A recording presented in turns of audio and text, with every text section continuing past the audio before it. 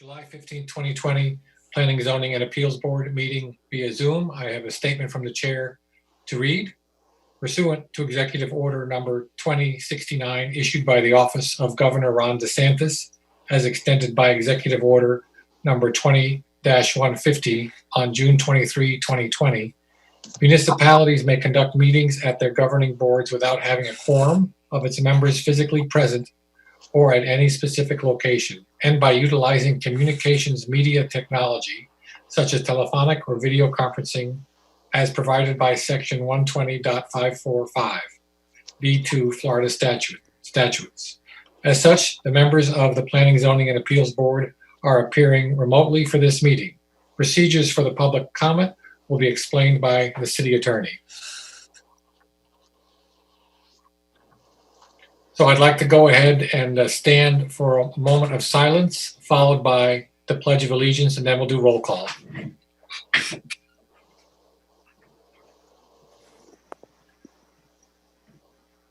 I pledge allegiance to the flag of the United States of America, and to the republic for which it stands, one nation, under God, indivisible, with liberty and justice for all. Thank you, members. Can we have the roll call, please? Member Altabe? Yes, here. Member Collins? Here. Member Dominguez? Here. Member Gersten?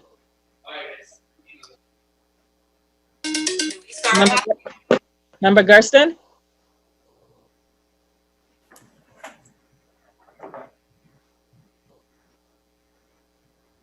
Member Gersten?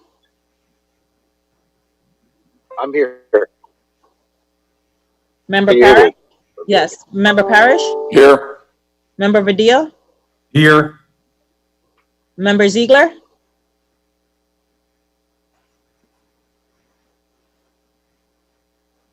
Member Ziegler?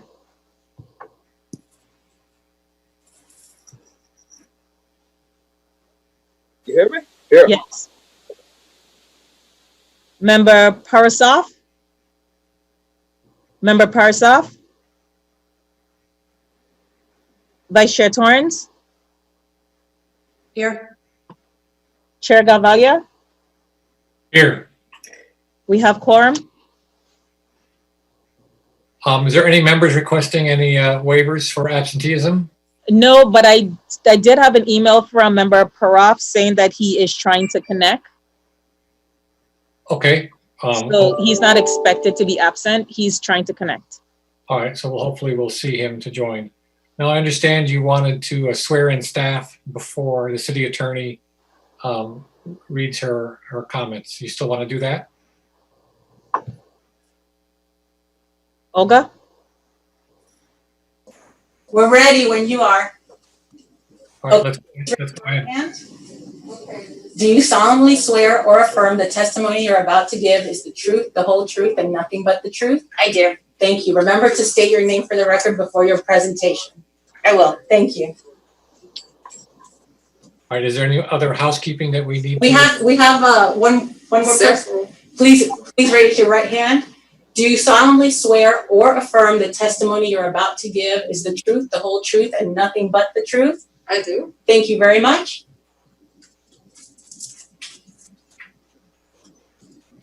Hello, how are you? Hi, good. Please raise your right hand. Do you solemnly swear or affirm the testimony you're about to give is the truth, the whole truth, and nothing but the truth? I do. Thank you. Thank you.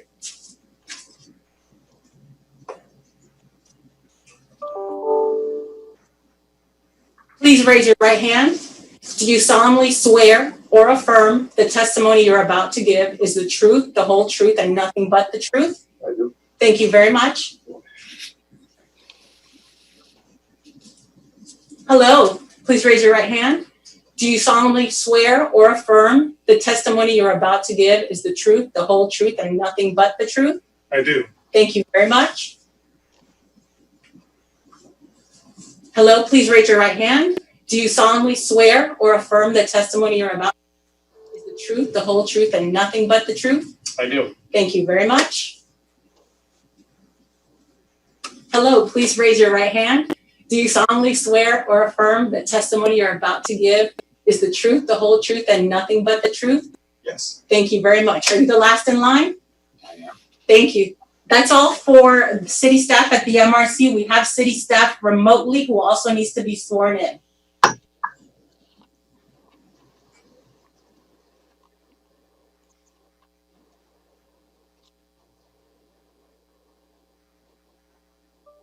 Sue? We can hear you. Okay. Please raise your right hand. Do you swear or affirm that the testimony you're about to give will be the truth, the whole truth, and nothing but the truth? I do.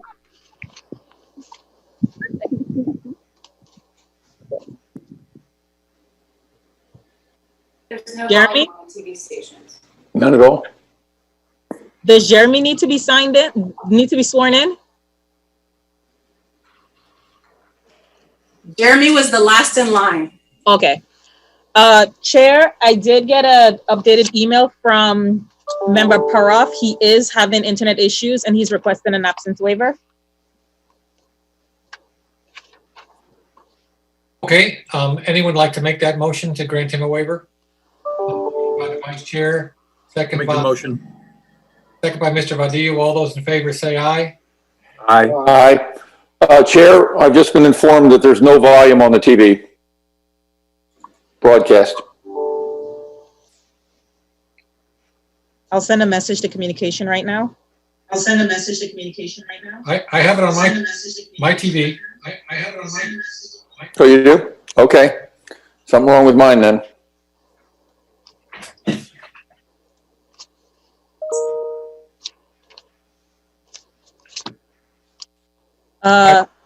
Go Ready ahead. for the attorney to give her her briefing? I believe we are ready as long as nobody else needs to be sworn in. Madeline, do you need to be sworn in? Madeline?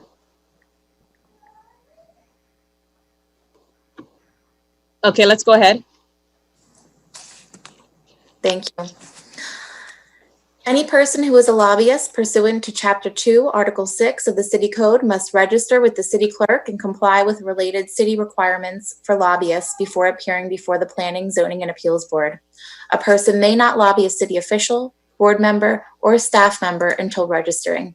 A copy of the code section about lobbyists is available in the city clerk's office or online at municode.com. Any person making a presentation, formal request, or petition to the board concerning real property must make the disclosures required by the city code in writing. A copy of this city code section is available at the office of the city clerk or online at municode.com. The agenda and the materials for each item on the agenda for this virtual meeting was published and made available to the board in advance of the meeting. The materials are also available during business hours at the city clerk's office and online 24 hours a day at miamigov.com. Any person may be heard by the board through the chair and pursuant to the published notice for not minutes on any proposition before the board unless modified by the chair.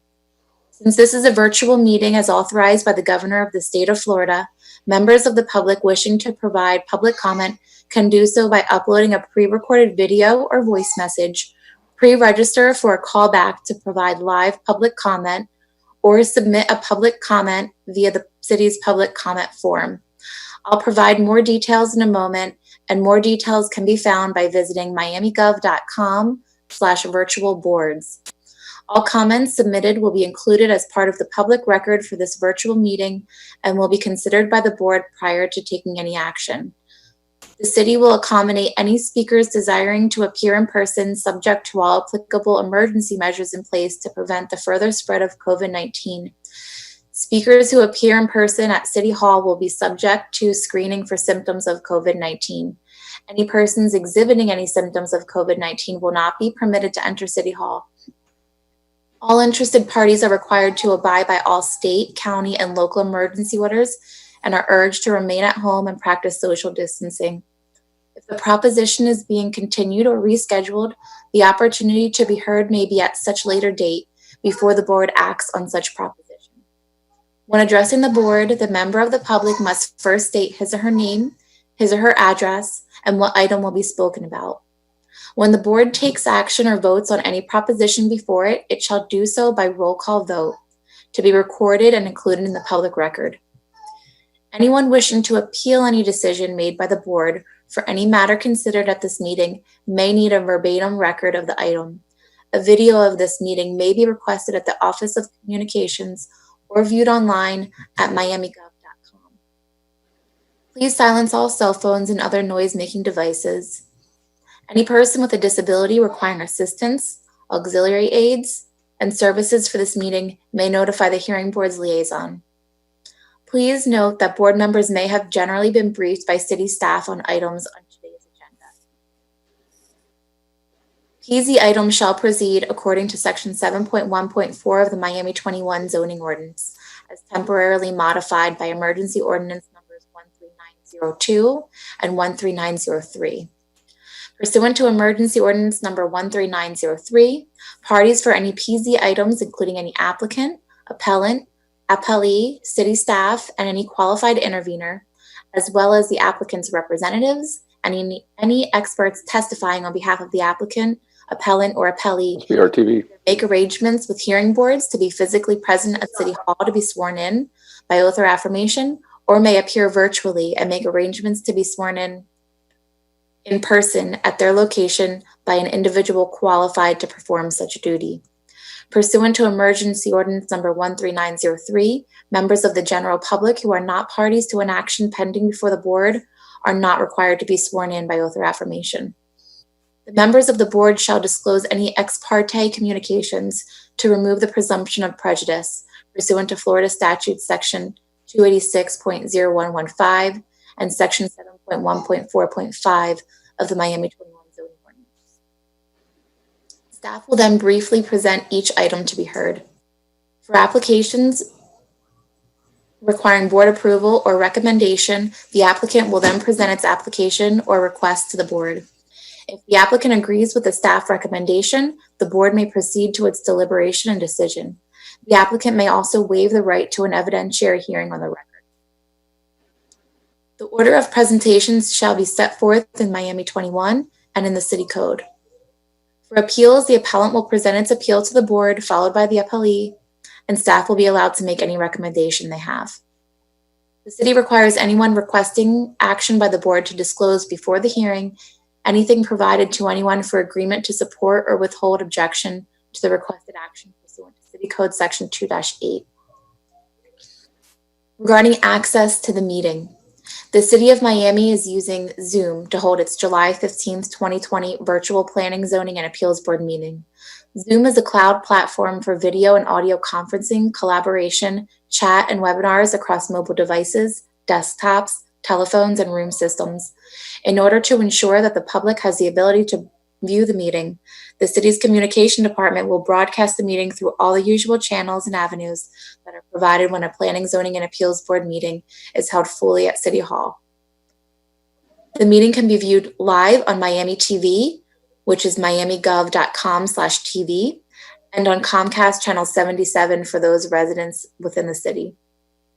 The broadcast will have closed captioning. It will also be posted on YouTube.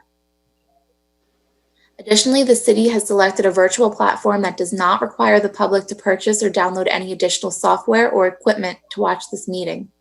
Aside from the Zoom platform and that the participants will be appearing remotely, the public will not have no discernible difference in their ability to watch the meeting. In regard to public comment, the city has developed several new methods of ensuring public comment for a virtual meeting. It has established 4 new options.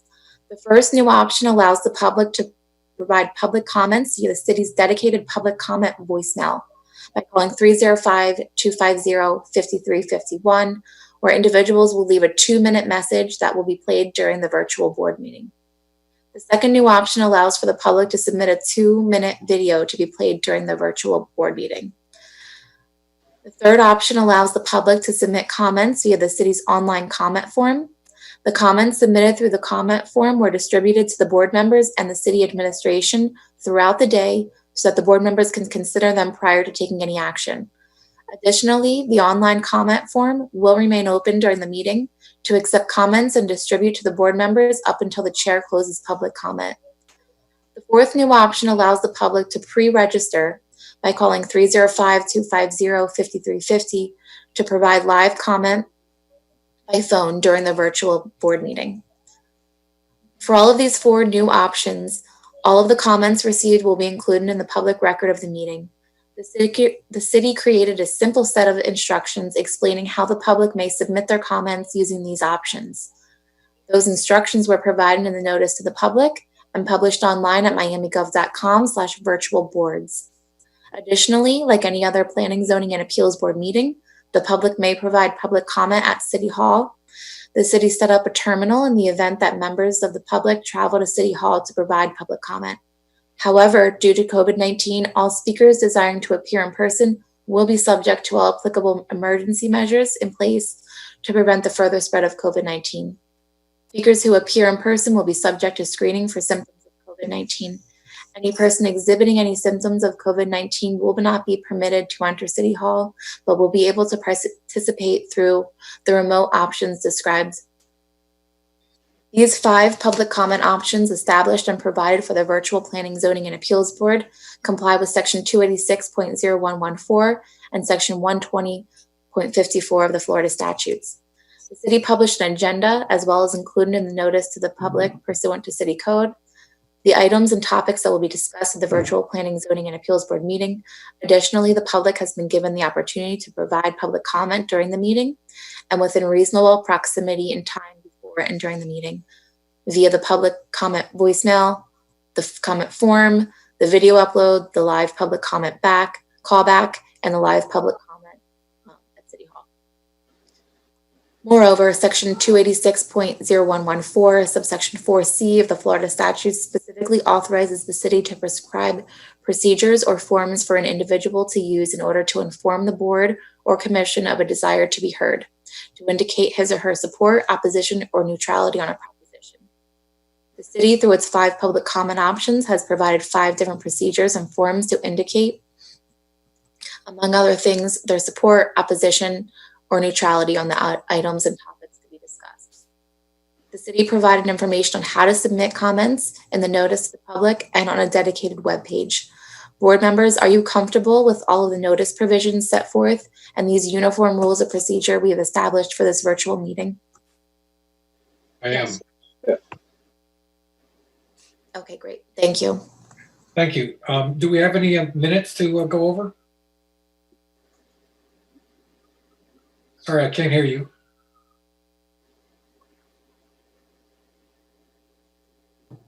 I'm sorry, no, we do not have any minutes.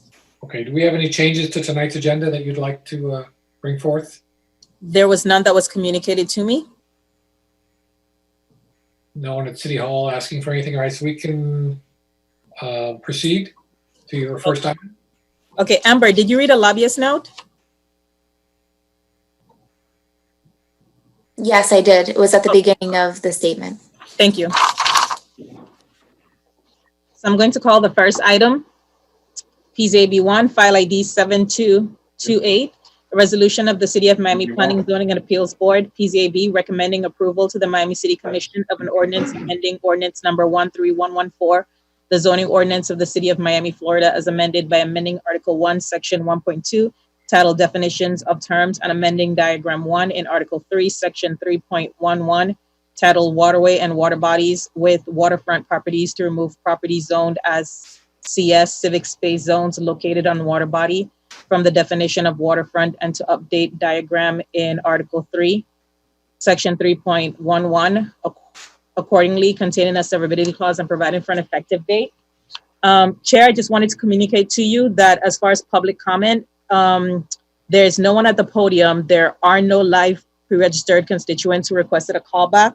There is no video or audio to play. There were 2 online comments that were received. Those were emailed within the last hour to all board members. And that portion of that form remains open until you close public comment. Okay, so we will go ahead and get this first one going. Is the city going to present? Yes, good evening. Jeremy Karascoger, Deputy Director for Planning. I have the item. Are you able to see my screen? Yes. Okay, so the zoning text for waterfront standards, the intent that I understand is to allow leases and parks in the western part of the city without requiring a citywide voter referendum, which applies to waterfront parks. The impact on this is that it waives all waterfront rules for these CS properties because they're technically being redefined as not being waterfront. So that includes leases, requirements for building setbacks, and requirements to treat water as a frontage. The applicability of this is quite limited. This is 3 parks that are currently, that fall on a water body. That's Robert King High Park, which is on Blue Lagoon, Antonio Maceo Park, also on Blue Lagoon, and Oakland Grove Mini Park on Little River, which I think is sometimes referred to as Manatee Bend as well. So this just some examples. This is not applicable to Fern Island because that's downstream of the Salinity Dam. And it's also not applicable to Mel Reese, which the city boundaries don't actually extend to Tamiami Canal. So the text change is that it's essentially exempting CS properties from being considered waterfront. That is the summary. Now, I have a question. I believe there's an error in the whereas clauses as drafted. And I need to defer to the city attorney on how to handle that issue. So I believe you had sent me an email earlier regarding this. It can be amended if you would like to state on the record the error and what it should be replaced with what language it should be replaced with to correct the error. So I don't have replacement language, but I can state on the record what the error is. So the third whereas clause, sorry, the second whereas clause states that those properties that meet the definition of water body and waterway are deemed to be waterfront and thus subject to the waterfront standards found in section 311 of the Miami 21 code, including mandatory setback requirements. And whereas the city of Miami wishes to maintain flexibility in design, construction, and placement of improvements within city parks along the water bodies as defined in the Miami 21 code. And whereas such mandatory setbacks may result in reduced flexibility in future park design and improvements, especially in smaller parks. So the first clause is actually inaccurate. It states that the waterfront standards that are sort of typical of the bay and the river properties that have, a big wide concrete walk or paver walk apply to these. And in fact, they don't. This was, and then, so then the following 2 clauses I'm not sure are as applicable, but any properties on a water body don't have those requirements found in 311. So we could, if there's no objection to just deleting it, but I don't have replacement language.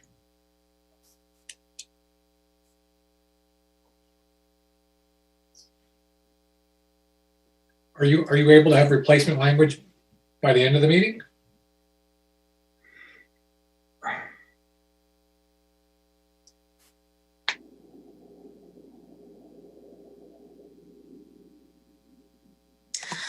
Let me see. What if we just put that it may be subject to the waterfront standards found in section 3.11 as described in that section, or except as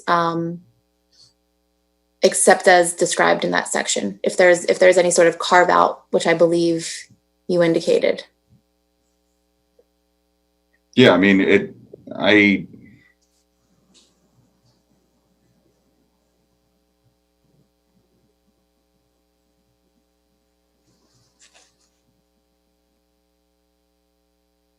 I think that's,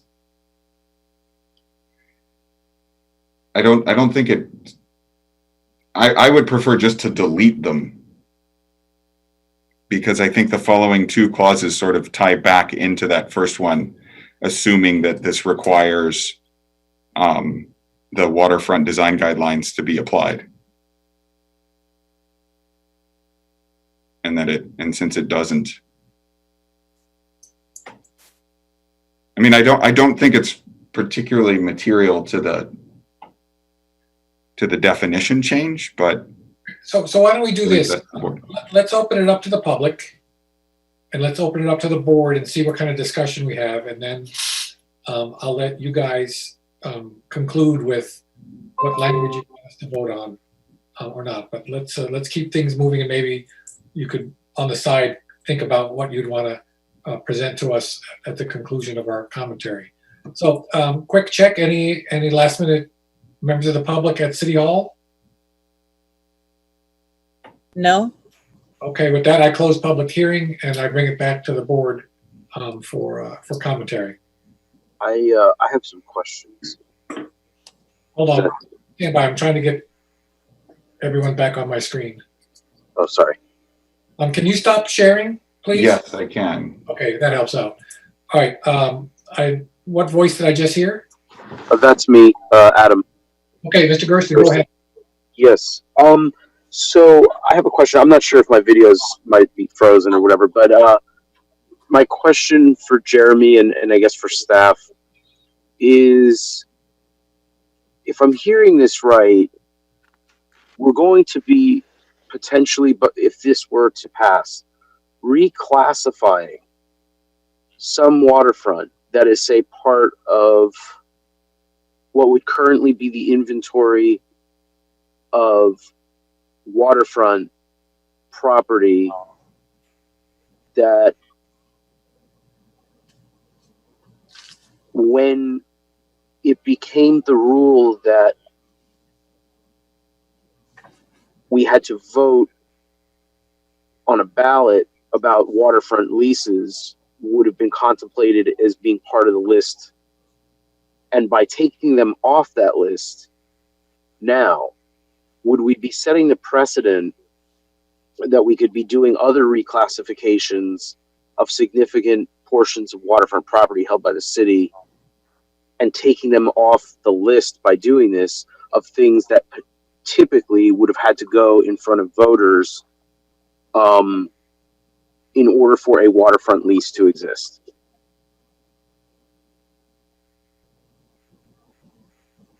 That's my first question. I think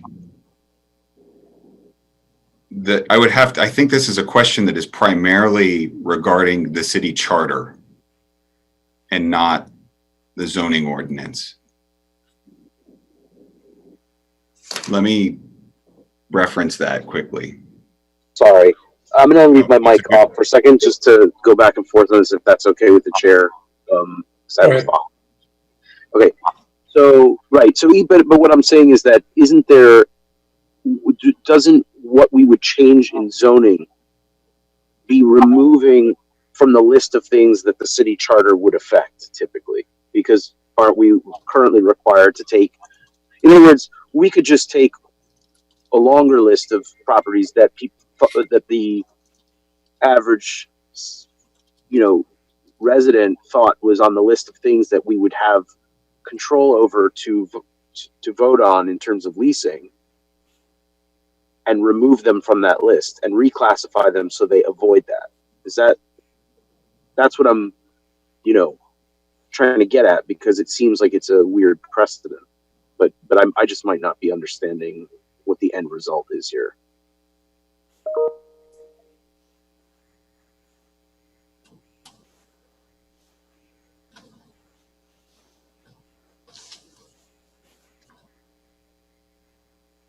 So certain elements in the city charter protect waterfront setbacks.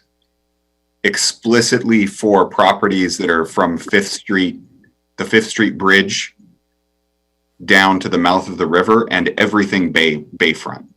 So nothing that could be changed in the zoning ordinance would exempt waterfront setbacks on the bay and at the mouth of the river.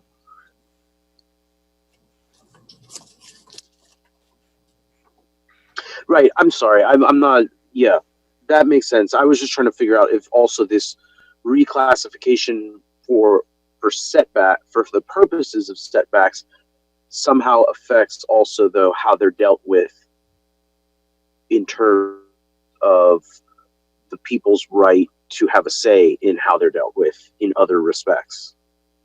The removal of these from waterfront classification does mean that certainly the charter requirement for leases going Yes. to voter referendum does not apply. That's how I've been advised. Right. That's what I'm saying. That seems fairly significant for us to suddenly affect. But I want to make sure that that's what I'm hearing, I just think that's significant. That's all. I would defer to city attorney regarding waterfront charter, city charter details. But that is how it was explained to me. Vice Chair, did you have a comment? I did. And if these properties, which I assume are lakefront or whatever, if these properties are removed from 3.11, then what are the standards? Because the 3.11, speaks about if the park is abutting, if the civic space is abutting a T3, that there are certain setbacks. I mean, there are a lot of things that get involved in the standards. So is this just going to have no standards? Because these are lakefront parks out in the western part of the county. We can't just leave them with no standards. What do they adhere to then? So currently the only standard that applies to these regarding the waterfront, speaking strictly of the waterfront, is that they have a 20-foot setback. Because they're on a water body, the typical river walk does not currently apply as a requirement. The 50-foot setback that's typical of downstream properties does not apply. The only thing that applies is a 20-foot setback for these. There are no design guidelines currently that apply to these. So if the city decided that they wanted to build a building and rent it out, lease it out to a paddleboard company, there are no standards for that into what could be built there? And what about Yes. the leases that could be let? The current standards for building, and this actually comes up in a later portion for a different item. So CS properties have a maximum of a 25% footprint, which is very stringent because that's not FLR. That's total coverage is maximum 25%. And they have to abide by the zoning regulations of the most restrictive abutting property. Okay, so that would still stay in place. That still applies. Okay. That still applies because that's not waterfront dependent.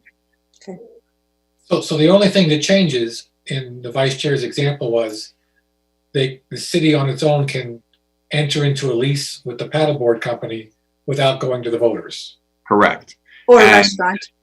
And I think the assertion is that before the amendment to 311 passed in I think 2018, that because these were not part of any defined waterway, water body, anything, previously they were allowed to enter into leases without that voter referendum requirement. Even though they were on the waterfront, they weren't defined as waterfront per any definition.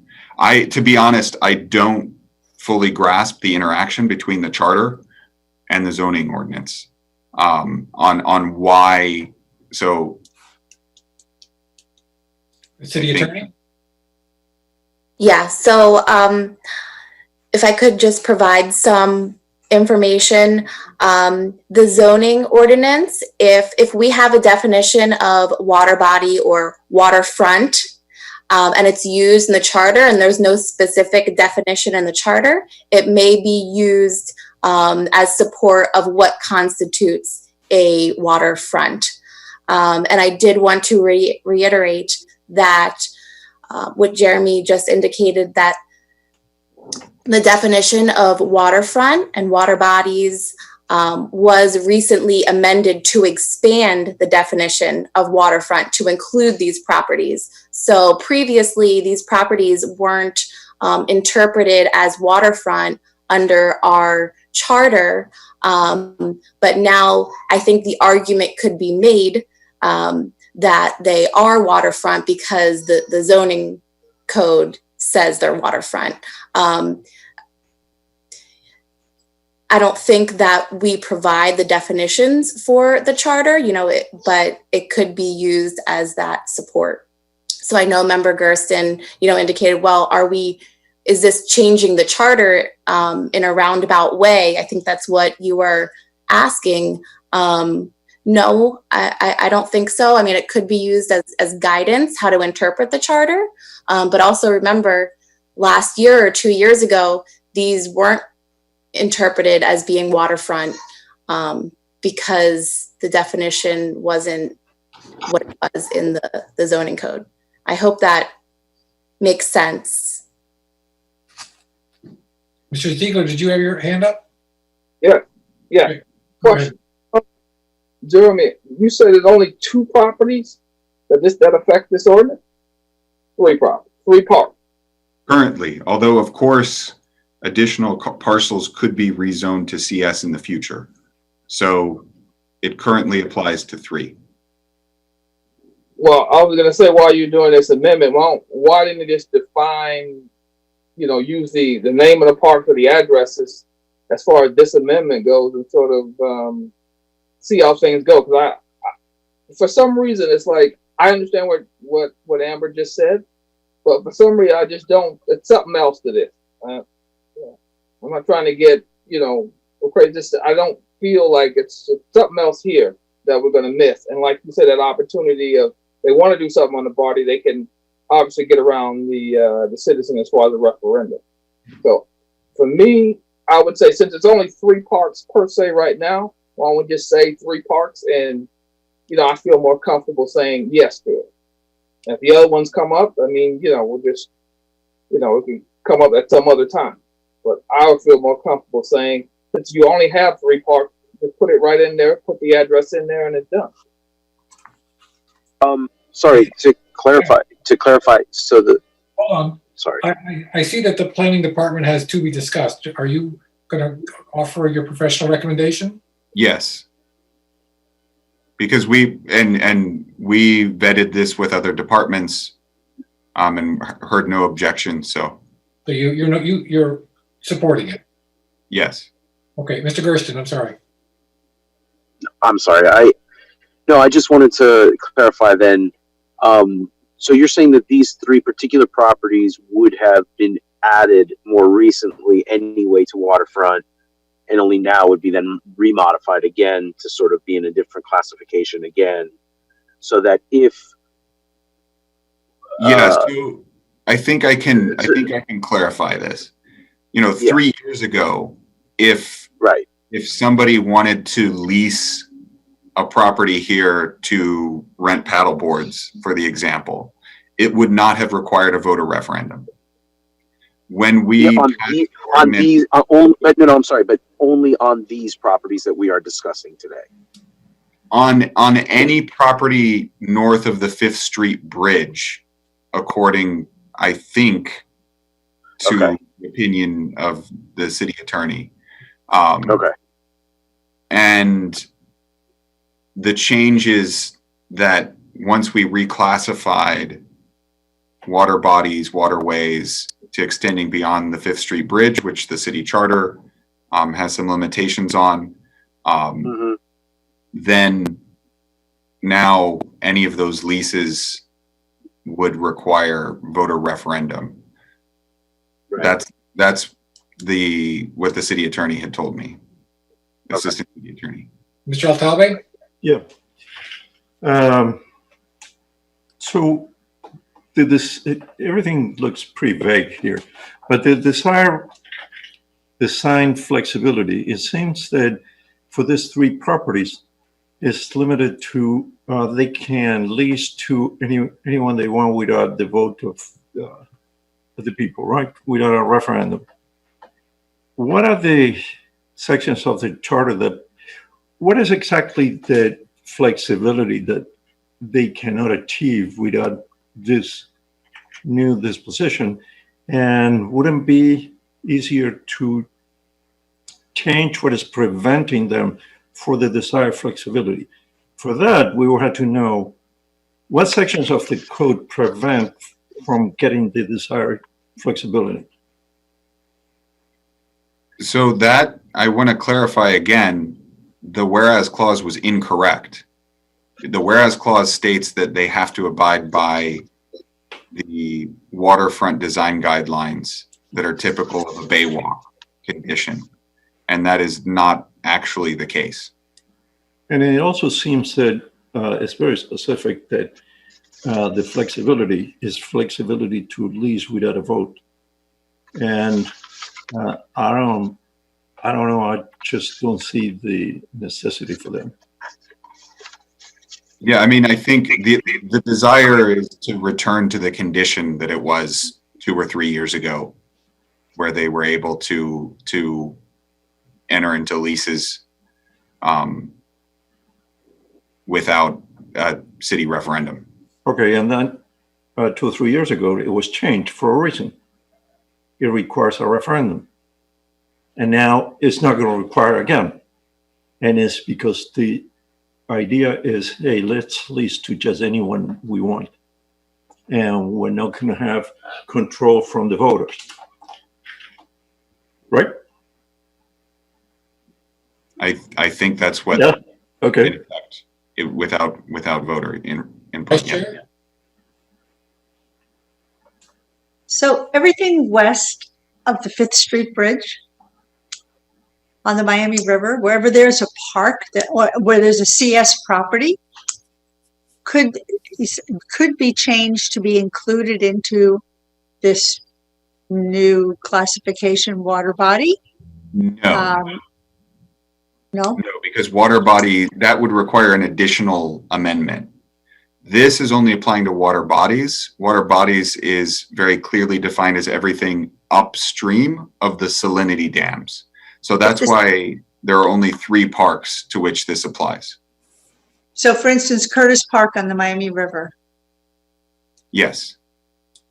would the Curtis Park be able to have be able to have a lease on a commercial venture there without it going to the public referendum? No, not with this change. Although it was allowed to have a lease there prior to the amendment of 2018, I believe.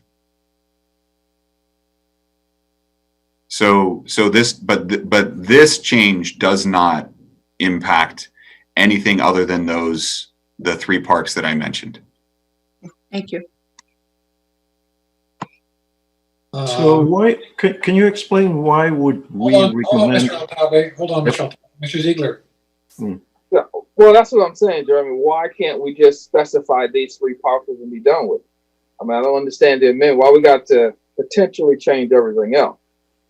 I mean, why can't we just name the 3 parcels? Okay, these are the 3 parcels that are affected, and be done with it. If we agree, to change it. I don't understand why we need to do it blankly for the city, which, like you say, can get into other unintended consequences. Somebody can say, well, I can classify this and blah, blah, blah, blah, blah. When we specify it for only these 3 properties, we return the properties like they were before, which is what the city wants. assuming that this is only limited to these three properties. I mean, I don't know, that's my take on it. Mr. Altalbi? Yes, why would we recommend eliminate the referendum for these three parks? What would be the reason to eliminate the referendum here? There was no referendum, then the referendum was established, then now we want to eliminate it. What So would be the reason? my understanding is that there's, particularly in Robert King High Park, you have facilities like gymnasiums, you have facilities that oftentimes would be leased to like a nonprofit for after school programs and that sort of thing. You have a senior and a community center within Maceo Park that could potentially be leased similarly to community serving purposes. And this requirement of going to voter referendum for something like that is significantly difficult, and because a voter referendum is an extremely expensive proposition. I understand that, but it could be eliminated for something like that, but we are eliminating for anything, not just those cases, not just nonprofit, no clearly beneficial to the community, but could be just eliminated for more flexibility to lease to just anybody. It looks pretty sloppy to me. I'm sorry. It's an opinion. They could do better. Are there any members who I can't see that want to say anything? Mr. Dominguez, Mr. Collins? Okay, I just want to make sure. Okay, Mr. Parrish. Listening to Member Altabi, I would feel a lot more comfortable if this was only for not-for-profits. I am familiar with the Blue Lagoon area where there is a rowing club. Of course, I'm a rower, and I can see they wanting to not have the expense of a referendum. But there's a big difference, as everybody's seen already, between for-profit enterprises leasing and not-for-profit enterprises leasing. So I tend to agree with Member Altabi, and also I think Mr. Ziegler's raised the same kind of point. This is pretty vague and pretty general. I have a question. My only retort is, to me, this sounds like a correction of the law of unintended consequences, where they did something and now these smaller local parks are suddenly thrust into the same, I don't know, as some of the big destination parks that we really want to control waterfront use. So I kind of find it as kind of a reasonable request to not force these, I'll just call it smaller, much smaller parks without the, with the smaller mom and pop, perhaps concession stand, trying to make a go at it without having, every time that might change out to have to go out to referendum. So I'm comfortable with it. I see Mr. Dominguez. Go ahead. For Jeremy. So, for an example, would this affect, like years ago, they used to rent the jet skis over at the Hilton on Blue Lagoon, the wet bikes that you used to see on the lake, and they used to have a private operator operating those wet bikes. So, with the new referendum that passed 3 years ago, they weren't allowed to do that any longer without voters approving that. So, if it would change, they would be able to hire a private wet bike company to operate on the lagoon. Were those run out of the park? Out of Hilton. No, this doesn't affect private. It won't affect the private. Okay. And our previous amendment didn't impact any concessions on private property either. All right, that was my question. Do you have an updated language for your whereas clause so that we could be ready for a motion? I don't. I would recommend removing the three clauses. Is there an objection to that, the attorney? I want to make an observation. I could agree with the chair. Altabi, hold on. I just want to make sure that the city attorney is comfortable with what Jeremy said regarding the removal of the whereas clause, and I'll come right back to you, Mr. Altabi. So Jeremy, just to confirm, it's starting at the third whereas clause, so the third, the fourth, and the fifth. Starting with the second, the third, and the fourth. Can you bring that up on your screen, Jeremy? Yeah, and I'll highlight it to be crystal clear. Share screen.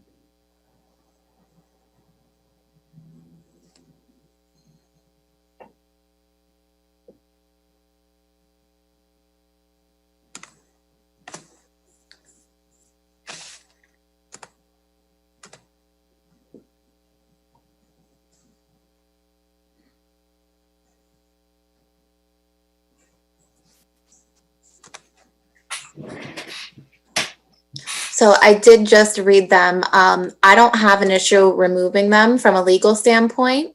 As long as the criteria is there, which is towards the end of the whereas clause, and the decision is based on the criteria. These whereas clauses just provide some background information, so I don't think it's a problem removing them from this PZAP resolution. Mr. Altabi? Yes, I would be comfortable with the way you presented it if there were more specifics. Kind of like, I'm not saying that they have to determine exactly to whom the referendum can be eliminated, but even categories should be included in the cases that referendum would be eliminated. Like nonprofit would be one category.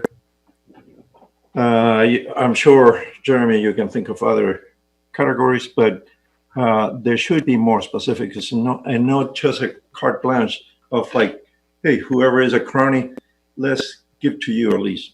I think the challenge, Mr. Altabe, is that specificity would need to be located in the city charter, not in the zoning ordinance. And that would require actually, I'm not sure if that requires a different legislative process or if that too has to go to voter referendum to change the charter, but I think it has to go to referendum as well.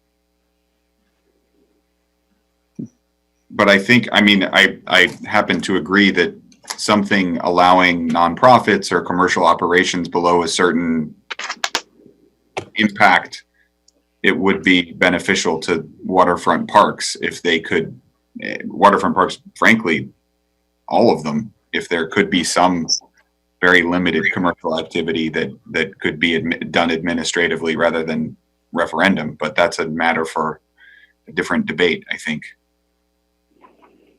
Well, I think that some people are having ideas already. And it's too open. Mr. Gerson, did you have your hand up? Can't hear you if you're speaking. I did. So just to be clear, so like obviously, I started out by being concerned about how this opens up the door. As it stands now, then could stuff on the key or that kind of thing, that would all be subject to this as well, basically.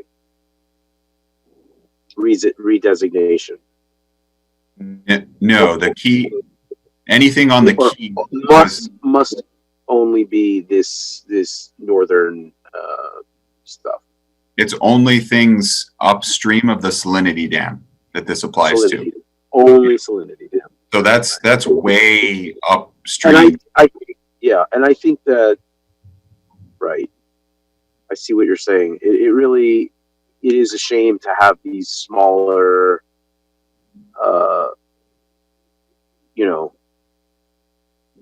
amenities to these parks.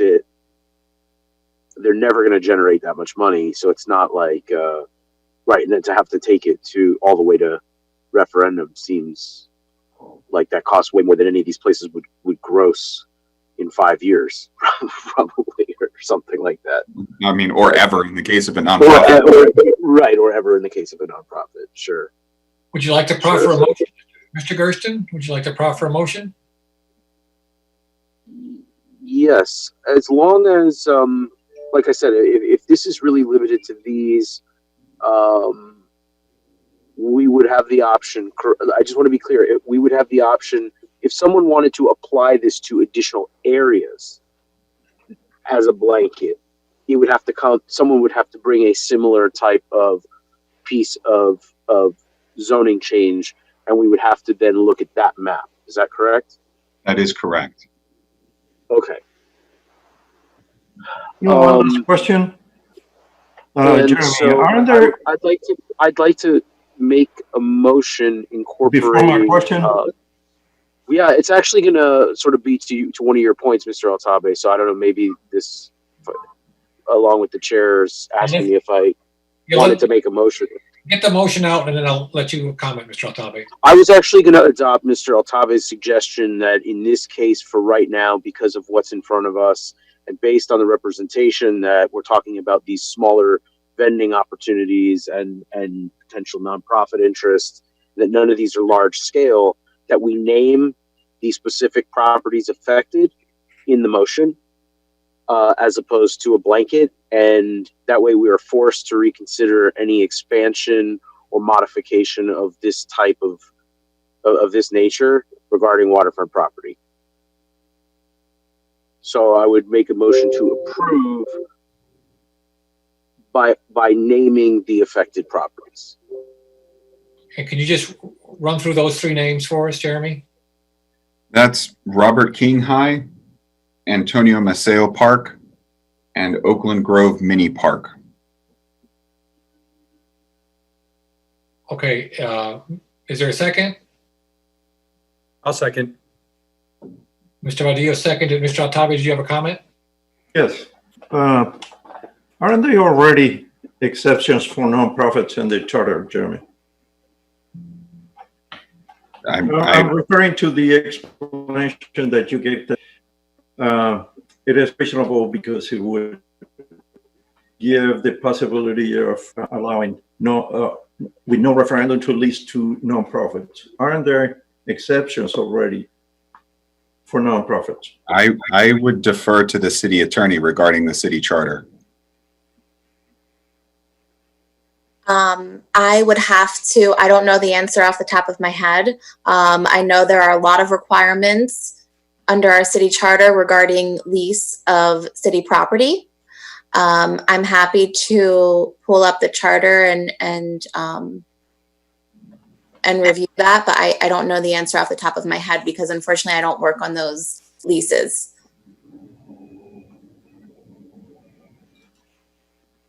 All right, we have a motion and a second. Can we call the roll, please? Jeremy, can you stop sharing your screen? Yes. And I believe that the motion was by Mr. Gersten, correct? Correct. Yes. Second. And I did not see who the second was. I heard it, but I didn't see who it was. Mr. Vadillo. Okay, I need all board members to turn on their video. And the motion was to approve. Member Gerst, including those three properties.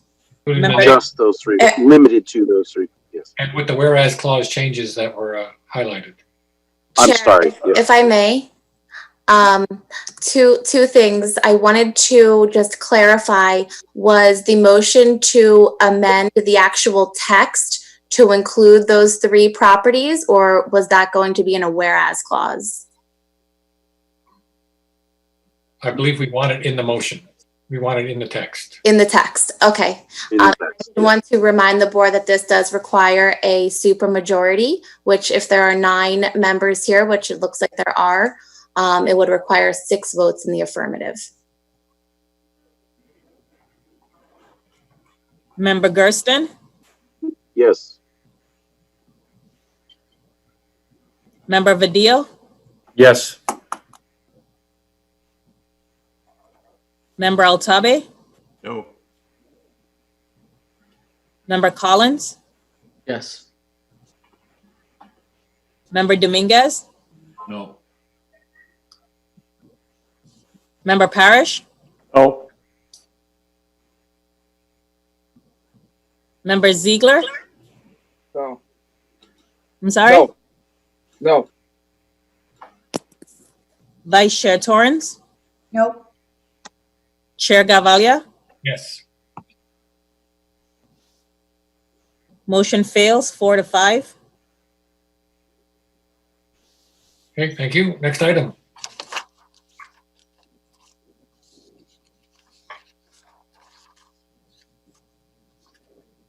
PZAB item 2, file ID 7515.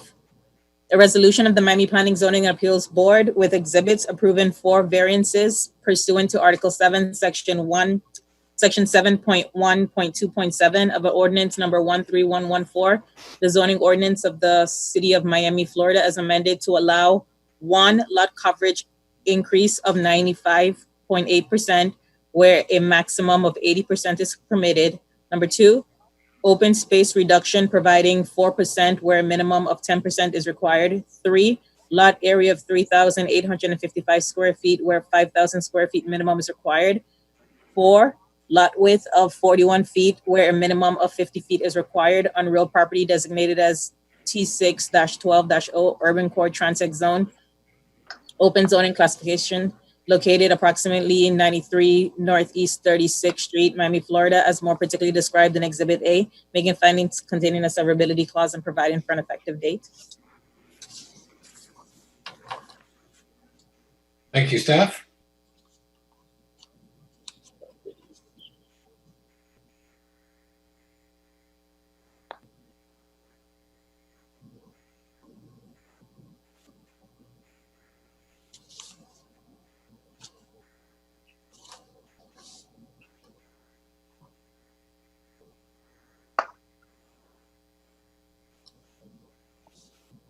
Efren, if you're speaking, we cannot hear you.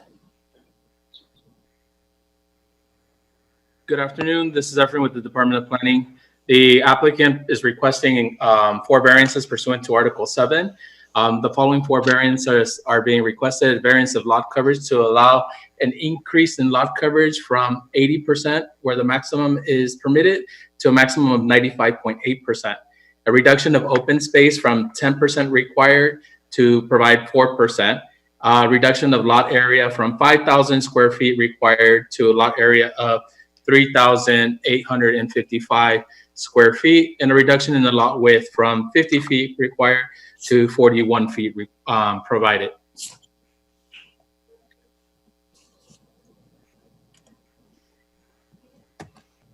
The property is located directly just due south of the Miami Design District and just north of Midtown, along Northeast 36th Street and Northeast 1st Avenue.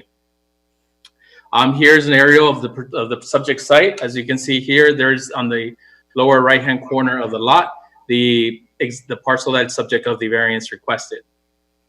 On February 24th, 2006, the City of Miami, pursuant to Resolution R050129, approved the plat for the portion of Track A, which included road dedication along Northeast 1st Avenue.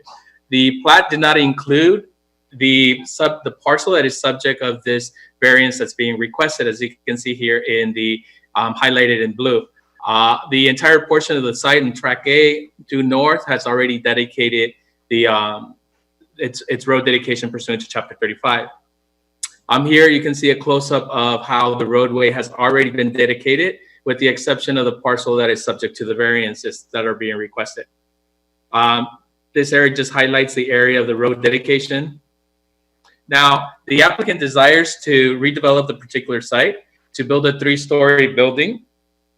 The subject site currently consists of 2 existing commercial structures with 2 on-site parking spaces. The first structure is a single-story building fronting Northeast 36th Street, and the second structure is a 2-story building fronting Northeast 1st Avenue. The combined area of the existing structures is approximately 3,770 square feet, constructed in 1926. The applicant seeks to build a new 3-story building on the subject site. As a result, the requirements would be triggered by Miami 21 and Chapter 35 of the City Code. The dedication of 13 feet would reduce the lot from 54 feet to 41 feet, where a minimum lot width of 550 feet is required. The lot area would also be further reduced from 5,130 square feet to 3,855 square feet. where the minimum lot area of 5,000 square feet is required as a result of the dedication. The roadway dedication, it would only be triggered when the applicant has come in to redevelop the site. Now, according to the code, a variance is a relaxation. Let me just give me a quick second.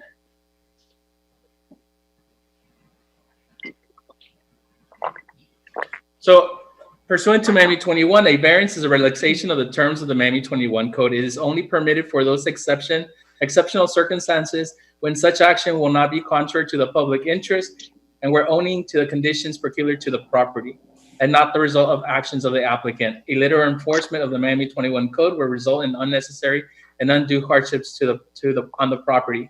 A variance shall be authorized only for lot size, lot coverage, dimensions of side or rear setbacks, parking and loading requirements, and open space requirements. Variances shall be prohibited for anything not included in the list above except as specifically provided by this code. A variance from the terms of Miami 21 shall not be granted until every mitigating measure to offset the impacts of the relaxed requirements shall be shown to have been taken. Staff has conducted a thorough review of the variances that are being requested by the applicant and found that the request and the project complies with all 7 criteria. If the board wishes, I can go through every single criteria. However, the staff is recommending approval with conditions of the project. This is the project floor plans. Here you have a rendering of the proposed building. These are renderings looking north from 36. Here's a rendering looking east along 36. And from the design district looking north, looking south, I apologize. As such, staff is recommending approval with conditions of the variances with the following conditions. The development shall be substantially in accordance with the plans entitled 93 Northeast 36th Street as prepared by Bonson Gomez, consisting of 22 sheets dated January 6, 2020. That the applicant shall comply with the requirements of all applicable departments, agencies as part of the building permitting process with the City of Miami. In keeping with the architectural integrity of the design of the building, off-site signage shall be prohibited. And the applicant, and condition number 4 is that the applicant shall install architectural design treatments pursuant to Article 4, Table 12 on the western facade to address the blank walls. Said architectural design treatment shall be reviewed and approved by the planning director or his or her designee. And that concludes my presentation. And I'm available for any additional questions that the board may have. We'll turn it over to the applicant. We need to get you Good sworn. evening. Yes, good evening. This is Melissa Tapanez. It's nice to be with you this evening. My offices are 200 South Biscayne Boulevard. I'm here representing the applicant and the owner of the property located at 93 Northeast 36th Street.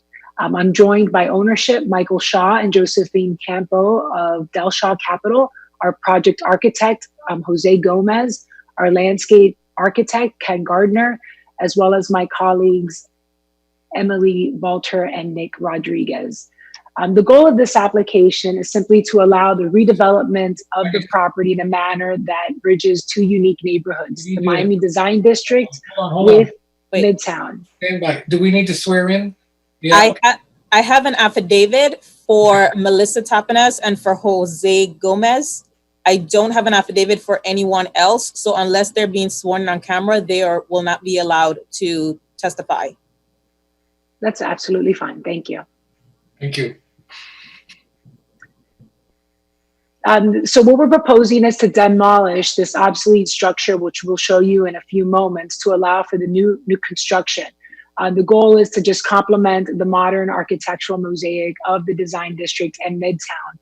Most important, as Mr. Nunez mentioned, the project proposes to enhance the Northeast First Avenue streetscape to improve it to be both pedestrian friendly and allow the north-south vehicular connection via or under I-195 from the design district to Midtown. However, these required dedications of private property for public right-of-way purposes are simply prohibited to allow for viable development of this parcel. So as a result, we've earned a favorable recommendation from your professional staff and asked for your approval of these 4 closely related variances. We have a presentation that we could go through as well. So this is the property outlined in blue. It is just over 5,000 square feet. You see that it's on 36th Street and Northeast First Avenue. The property is uniquely situated at this corner lot, and it has approximately 110 feet of frontage on Northeast First Avenue. Yet again, it's only 5,130 square feet in total prior to dedication. Importantly, Northeast First Avenue provides this unique public benefit of being one of only two possible corridors that pass below the 195 overpass to connect Midtown to the Design District. So before you is the survey that shows what is required for dedication pursuant to Chapter 54 and 55 of the City Code. We have a letter from the city's Public Works Department that provides that any rehabilitation of these existing structures, any building permit would require this replat, and this replat would require these dedications. So what this shows is that 25% of the lot area, or 1,275 square feet, will be dedicated to the public for right-of-way purposes. After dedication, because the minimum lot area is 5,000 square feet in the T6 zoning transect, it is simply impossible to satisfy the remainder of the land development regulations. So the lot will be a legally non-conforming lot with vested rights under 7.27 of the Miami 21 Code. And we have a letter from the city zoning department dated March 9th of 2016, providing for that vested rights status. The city regulations amount to a regulatory taking of private property and creates these legal nonconformities. This is the root of the hardship necessitating relief by the city. So what we're proposing to do is redevelop the property as a 3-story commercial building and construct the abutting rights-of-ways. The project features just modern architecture, floor-to-ceiling windows along rounded corners to create for the natural flow of air and light along the contemplated retail paseo between the Design District and Midtown. The project does not seek to maximize its development rights. As you can see before you, the permitted development is 20 stories. We're only proposing 3 stories. The maximum FLR, or intensity, is over 61,000 square feet. We're proposing under 10,000 square feet. So this is not a case of a developer wishing to maximize the development capacity of a small parcel, simply make for reasonable development. What we're proposing to do is create neighborhood serving amenities such as a bank that will service the growing mixed-use neighborhoods of Midtown and the Design District. So we discussed briefly the 4 variance requests that were mentioned earlier: lot coverage, open space, lot area, and lot width. As we mentioned, requests 3 and 4 of lot area and lot width are necessitated due simply to the regulations in play. In order to do anything with this property, we must dedicate. And once we dedicate, we are substandard and specifically legally non-conforming and have vested rights to develop. So the lot width is simply an effect of the dedication of right-of-way, as is the lot area. The lot coverage, as well as the open space, I believe require a little bit more discussion so that you can understand why we're asking for these variances. So Miami 21, as Mr. Nunez mentioned, provides 7 criterion that define what is a hardship. Specifically, the hardship that we're proposing is these regulations that, as I mentioned, is what we believe a regulatory taking of private property. But these 7 hardship criteria deal specifically, and we'll go one by one. The first one is special conditions and circumstances that are unique to the property. So as we mentioned, this is a narrow lot with multiple frontages that have been in existence by deed since 1926. the property that is within the block were all subdivided in 2006 and left this site as a remnant lot. If we were to include the dedication or the pre-dedication and what the lot coverage would look like, it would simply be 62% of the lot as it sits today is being utilized for purposes of building. Very importantly, although our post-dedication as the variance that we're requesting is that 95.8%, the SAP, the Design District Special Area Plan, allows for 93.5% as of right. That's important because it goes to the compatibility of this site along with its surroundings, that is a highly urban environment. As it relates to the open space, the dedication is strictly to provide for public open space in the form of a retail paseo. The land being dedicated will create wider sidewalks as well as the Northeast First Avenue completion. The purpose of the open space and what makes it a special condition is also that this property is part of the Design District established setback area that prevents open space at the frontages. Specifically, the Design District established setback area requires a 0-foot frontage. And again, we have 2 frontages with these significant dedications. So because of basically these circumstances, that is the need for our variances. We mentioned the lot area and lot width. Pre-dedication, we satisfy all regulations. With the dedication, we are now legally non-conforming. So these special conditions do not result from the actions of the applicant, and that's criterion number 2. Specifically, the dedication is to allow for this right-of-way dedication pursuant to 54-187 of the City Code. These existing structures that are on the site today encroach on the zoned right-of-way. We are addressing the issues of open space within the property. Specifically, the applicant is proposing 240 square feet of additional green space on the rooftop, and the aggregate area of this additional green space along with the ground floor open space amount to the 10% of the lot area, which is the intent of the Miami 21 code. The third criterion is that the literal interpretation of Miami 21 deprives the applicant of rights enjoyed by properties in the same transect zone and results in an unnecessary and undue hardship. This is the case here. Of course, the dedications, this lot area and the developable land only equate to 62% of the lot, where the neighbors immediately abutting this property on all 3 sides provide for a 93.5% lot coverage and reduced open space. The Design District SAP allows for open space in the aggregate so that each property does not have to satisfy the remaining 6.5% of open space on site, but elsewhere. It's our position that we're providing that open space in the form of public open space through this dedication. The next criterion is that the granting of this variance conveys the same treatment to the property owner as the neighboring property owners in the same transect.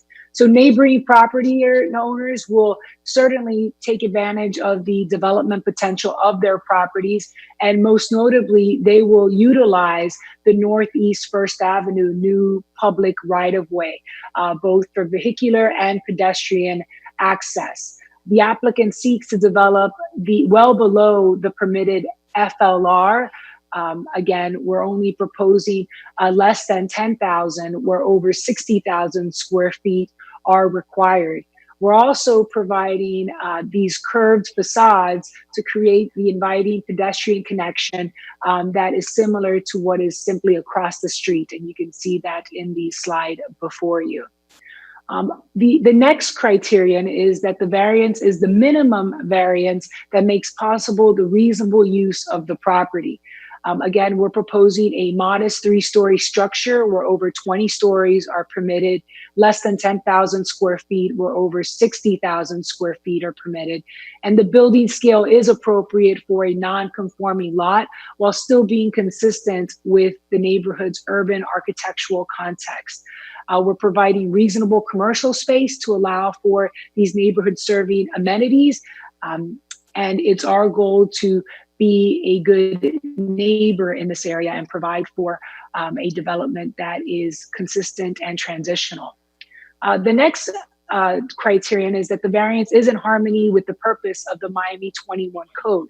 Article 4, Table 1 of Miami 21 described the T6 transect to provide for small blocks with thoroughfares and wide sidewalks, steady tree plantings, and buildings set close to the frontage, featuring frequent doors and windows. So this variance provides a very unique public benefit that will allow the owner to construct the Northeast First Avenue cross-section as a robust thoroughfare with much needed wider sidewalks. This will be consistent with today's city cross-section for the public right-of-way, and we believe that that is quite a public amenity, especially being in one of the only two north-south connections between the design district and Midtown. The last criteria is that the variance is consistent with Article 4, Table 12.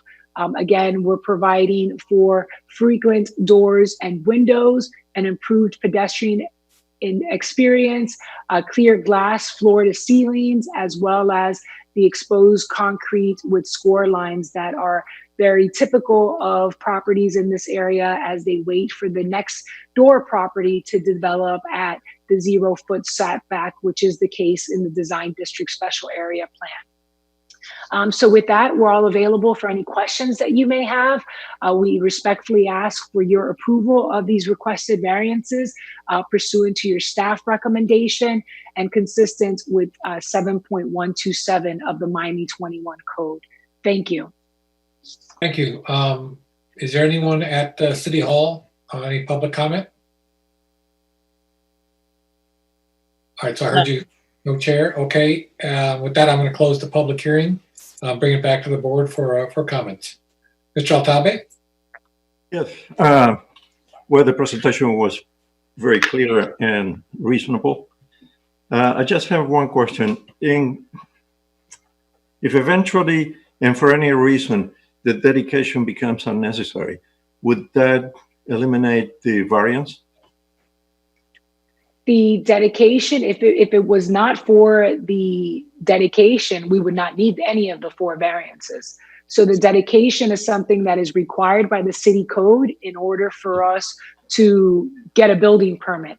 And I could show, if I'm allowed to share my screen, the Public Works letter that basically says, if you're going to rehabilitate this property, spend 50% of what is the ad valorem cost of the site, we would need to dedicate. So there really isn't an alternative to the variances. So the dedication we tried. is required, and you cannot imagine an eventuality that it would become unnecessary for some reason. Because No, that is the opposite. question. If that would happen, would that eliminate the variance that is approved? Well, 2 things. First, the rest of the block has already dedicated and built their right-of-way. So once we're already in for permit, once we actually, and we're in for the plat as well. So this property, in order for us to get a building permit, we need to get a plat approved because the property is not platted. And this letter before you says you need to be platted, basically. It's the plat determination letter. We've been in that platting process actually since 2016. Most recently, the city took the position, which is a bit different from the previous position, that we needed additional variances of lot area, lot width. In the past, the city had allowed for sites that were legally non-conforming due to dedications to not require these additional variances. So to answer your question directly, I don't see a way to avoid the dedication. We've tried that, but in reality, it's the best thing for the neighborhood, because right now you have a safety issue. There's basically right of way that's dedicated until you reach this property, which the building encroaches on the public right of way. So I have one picture that shows basically a truck parked on the public right of way, basically perpendicular to the actual building, which, so you can imagine in the nighttime, driving through what is the design district today, a lot of construction, what kind of safety issue that would create. I would say also that the variance is only good for 2 years. So we would need to get a permit within those 2 years, and that's definitely the intent here. Well, I agree. I agree with the way you presented it, and like I said, it's reasonable. Thank you. I don't have a problem. Mr. Ziegler? Well, I never say this, but I think I do like the project. I mean, I thought it was very reasonable. What they're asking for, and since it's basically the county is taking away the land from them, as far as rights of dedication, I think, and what she's asking for is reasonable. Would you like to make a motion, Mr. Ziegler? Attorney? Yes, thank you, Chair. I just wanted to clarify something. I know that the attorney for the applicant had indicated that this is some sort of regulatory taking by the city, etc. I just wanted to clarify that this is not a regulatory taking, for the record, and to let the board members know that. All right, Vice Chair? Very nicely designed project. Considering what you have to work with, I think it's a very interesting looking building. But I just want to be sure of something. If the person that owns this property were to be granted these variances and then bought the property next door, or even two properties, of course, and would those variances still stay in effect for that property? Even if they wanted to do, it's a T6 whatever, can build quite a project there if you did some combining properties. What would happen to that variance? The four variances. Right. So the variance is basically tied to the actual property and the plans that we've submitted. What you saw there were massing studies, right? And of course, the plans, as Mr. Gomez, who's on the line, would say, are going to be much more fantastic than what you saw before you. So there is not the possibility to assemble additional lands and utilize that variance because it's specific to that actual property and building, and obviously the rationale for the variance is based on the limited parcel that we have. For belt and suspender purposes, because me telling you this is only as good as me telling you this, the property on both two sides are owned by DACRA with the design district, and they have their own development plans. It's also a different zoning district, so the concern that we could build something different there within the special area plan, which again allows for that 93.5%. They don't need a variance. That's what I'm telling you. They don't need a variance. They're already allowed significant rights. Nice looking project. Thank you. Mr. Parrish? Ms. Tappanis, nice presentation. One question on the your part of you're reducing the green space, and you're using some of the rooftop to provide I think it was 4% green space that you're providing. In addition, so it's open space, and open space doesn't all mean green, right? Because it's landscape open space versus open space. So open space in the Miami 21 code allows for pedestrian corridors, things of that nature. But yes, with the rooftop, we equate to the 10%. Okay, so we have 4% on the ground, and then the additional comes from the rooftop. Okay, so you'll make the 10% regardless. My question, though, really has to do with that term in design called, the heat islands, which you're familiar with. I did see the one diagram you had, the schematic of the rooftop showing a little planter up there with some trees. And I wonder if that green space, even though you're making the 10% now by the little bit you've got on the roof, whether that couldn't be expanded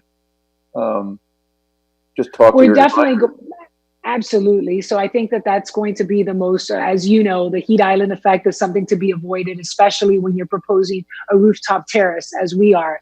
So we're sure to, as Miami 21 requires, certainly provide for the type of treatment to reduce the heat island effect. And that's what I think the designer will intend to do. But what we wanted to do was show providing that 10% on the rooftop as a minimum. And that's what we Okay, showed. you in do these more, plans. the more the better. Of course, for everybody. Thank you, Mr. Parrish. Thank you. Mr. Ziegler, did you want to make a motion? I mentioned it to you. I want to just Yes, back to you. I would make a motion for approval of the project as it is. Is there a second? Thank you, Mr. Ziegler. Yes. Yes. Sorry, I didn't think, second by Mr. Altabe. Please call the roll.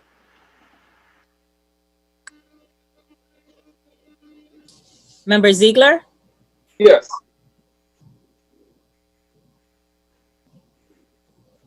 as a reminder, I need all board members to turn on their video.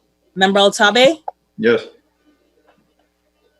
Member Collins, Yes. Member Dominguez, Yes.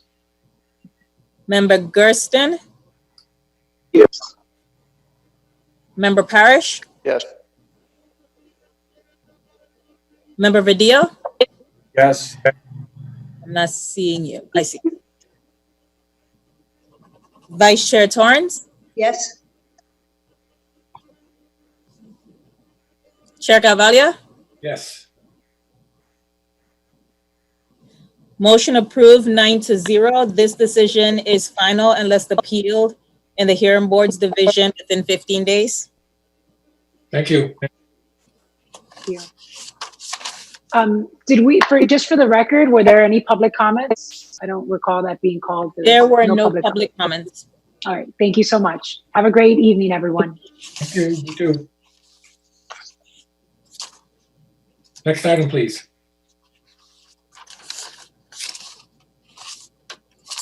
The next item is a companion item. I'll read the first one into the record. PZAB 3, file ID 4432.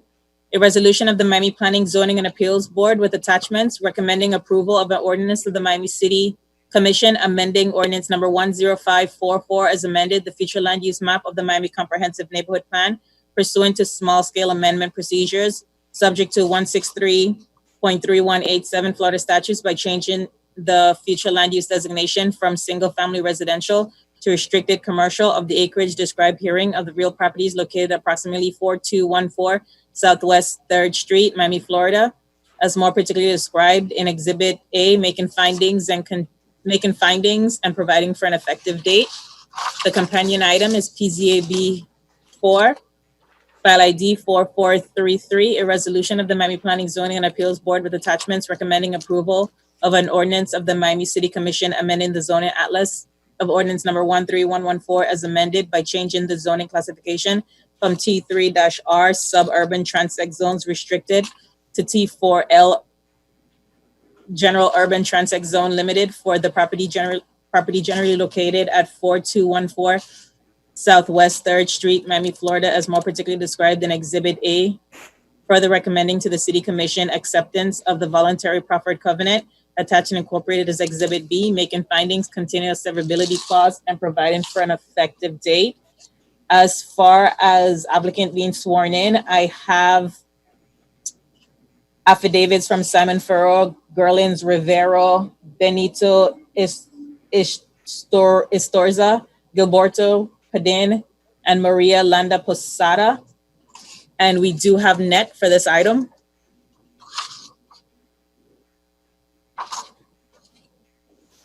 Okay, City.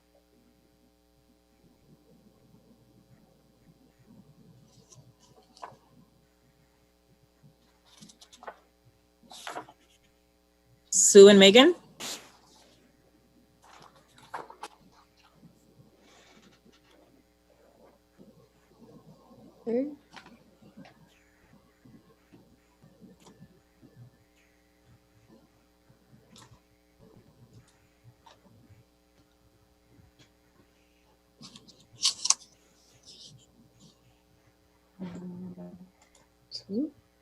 Oh, here we go. Sue? Megan is making this presentation. I'm sorry? Shoot. I'm making the presentation. Please give me one moment to prepare the screen share. Okay. I have to change my computer settings. Okay.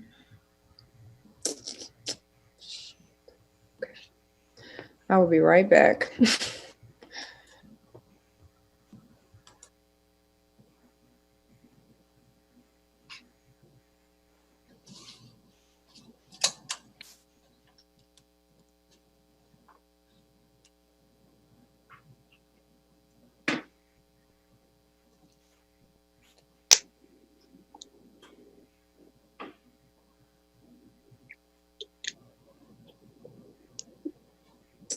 Okay.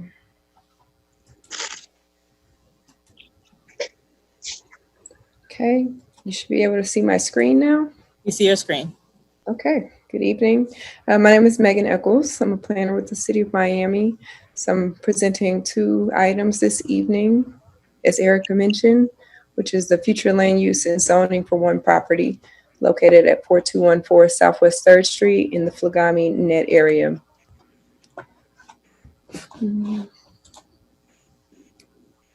So this application proposes taking the existing flume designation of single-family residential to restricted commercial. Staff has recommended a denial of the proposal and offered a consideration of a flume change to medium-density restricted commercial instead of the applicant's proposed flume designation. So in the next few slides, I'll be walking you through some information about the site. So here's an aerial of the site.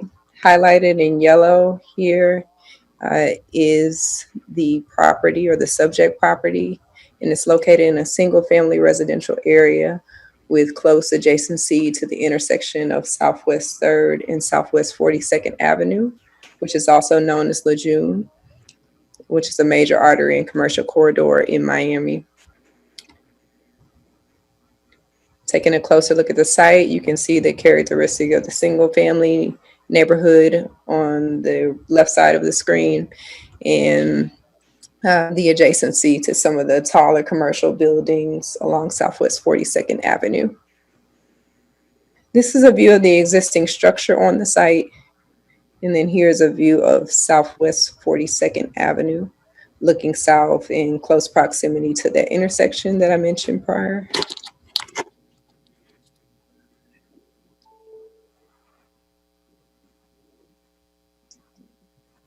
So this is a view from Southwest 3rd Street looking towards Southwest 42nd Avenue. The subject property is on the right side of the screen where you see the yellow single family structure.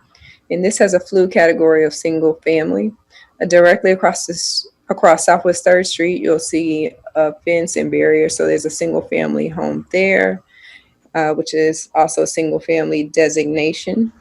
And then on the other side of this barrier wall, there's an area that's designated as medium density multifamily residential. In the very foreground, that's where you'll see Southwest 42nd Street.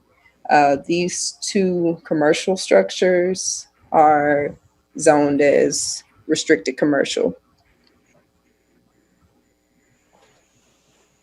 So the opposite side of the street from our subject property, there is kind of a buffer of medium density multifamily, but on the subject side of the street, we have a correlation or a connection between the restricted commercial and single family.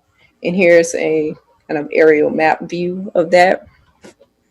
So the existing future land use map shows on the left side the single family residential in yellow. And the subject property is highlighted in a bold black box here.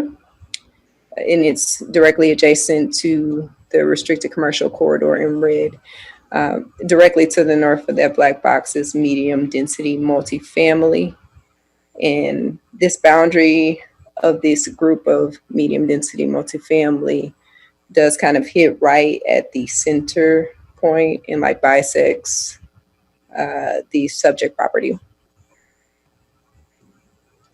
And then to the right, we have the proposed future land use map.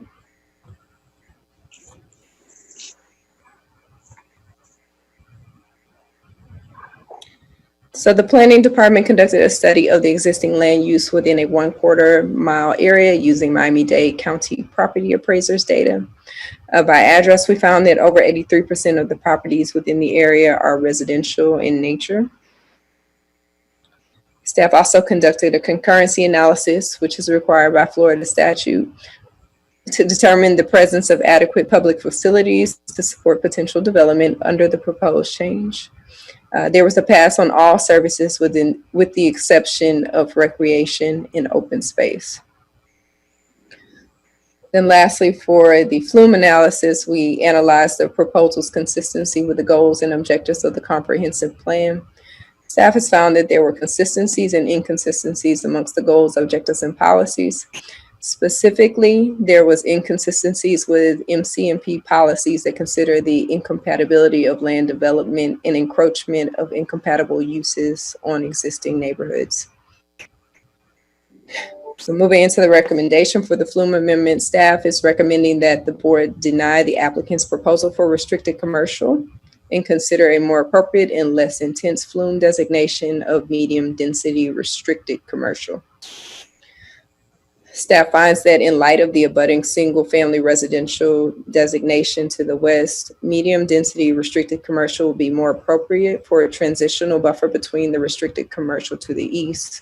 And this can be shown by the changes in density here on this table.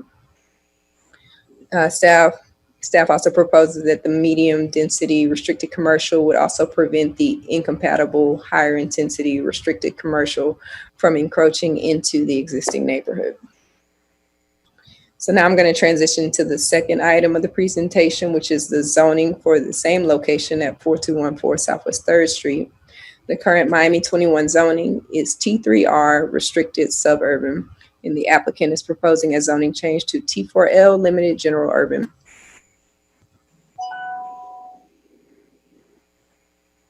So this is the existing future land use map alongside the existing transect zoning map.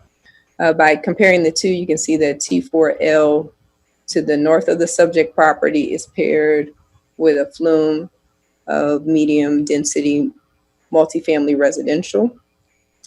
And T4L is paired with restricted commercial to the south.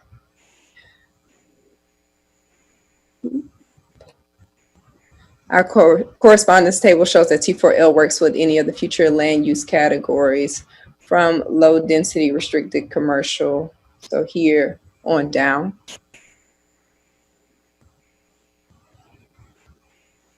The existing Miami 21 zoning map is what we have on the left, showing our subject site in T3R.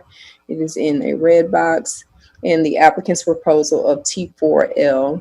And you can notice that directly north and to the south of the property is a strip of T4L zone properties in dark yellow. And this buffer is the existing T3R neighborhood from the T680 corridor in pink. So staff analyzed the proposed rezone, which would allow increases in residential types and certain types of lodging and commercial activity by right. There would also be an increase in civic, civil, and educational types by warrant or exception process.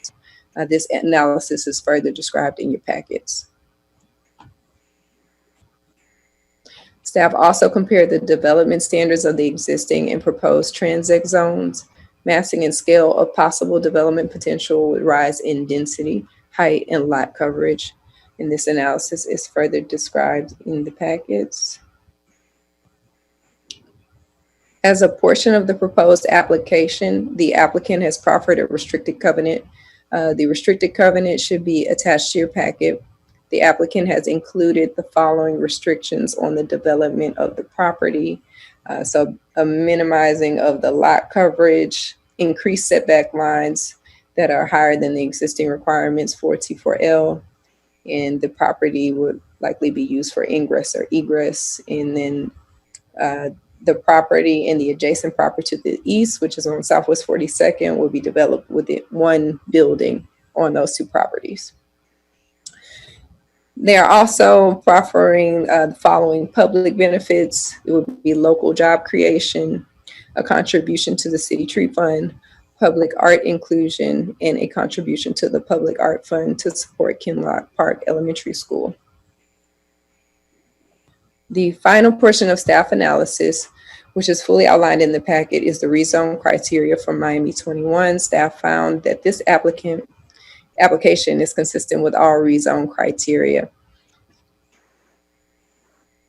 So to kind of conclude the presentation, the planning department has found that the requested flume amendment is unsupportable and the requested rezoning is supportable. Staff has recommended an alternative flume category for the amendment to medium density restricted commercial. And I have drafted some draft motions for you all, because I know it's kind of a convoluted sort of application or outcome to that. And I'm here if you have any questions.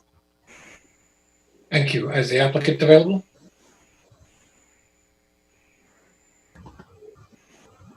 You go off mute. Can't hear you, Mr. Farrell. Sorry, thank you. Good evening, Mr. Chair, members of the board. My name is Simon Farrow. I represent the applicant in this application.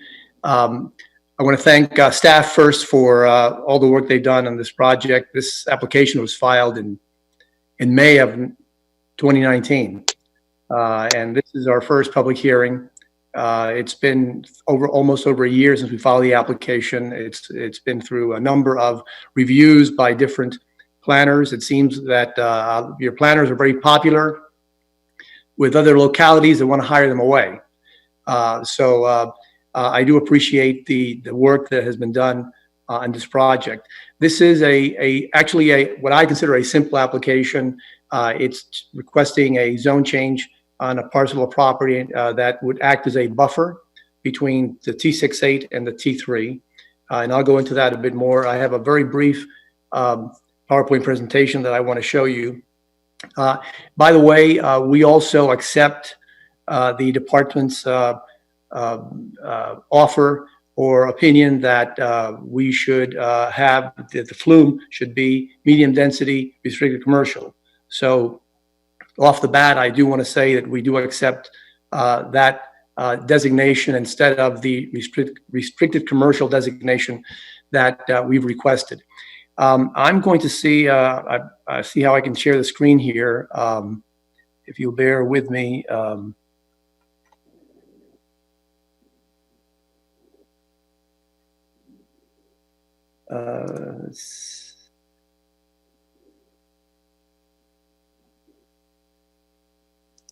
Some reason I can't find the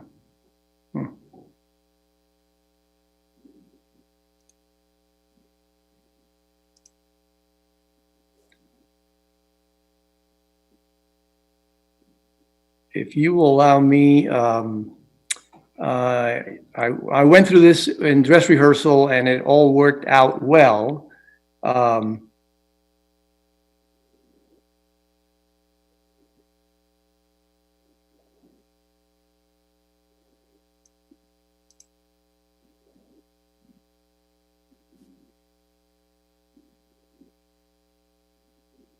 So bear with me.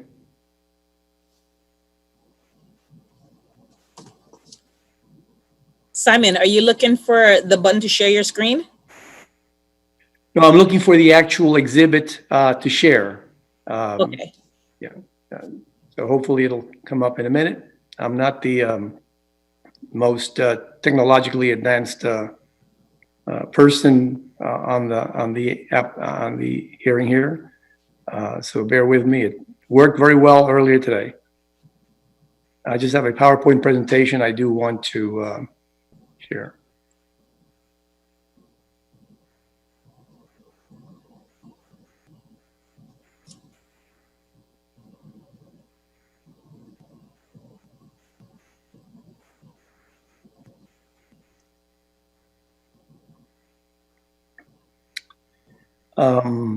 Okay. So Well, I apologize. I cannot get this presentation up on the screen. What I will do, if I may. Does the city happen to have it by chance? Simon, Yes. do you have the presentation open? Is the presentation open on your computer? Yes. Okay, to the bottom, you see the button there, like when you move your mouse, it says participants and then it says share screen. Yes. Click on share screen. Okay, I tried that share screen. Okay, here it is. I think. Yes, you're coming up. Thank you so much, Erica. No, you're welcome. I was, it was hiding someplace.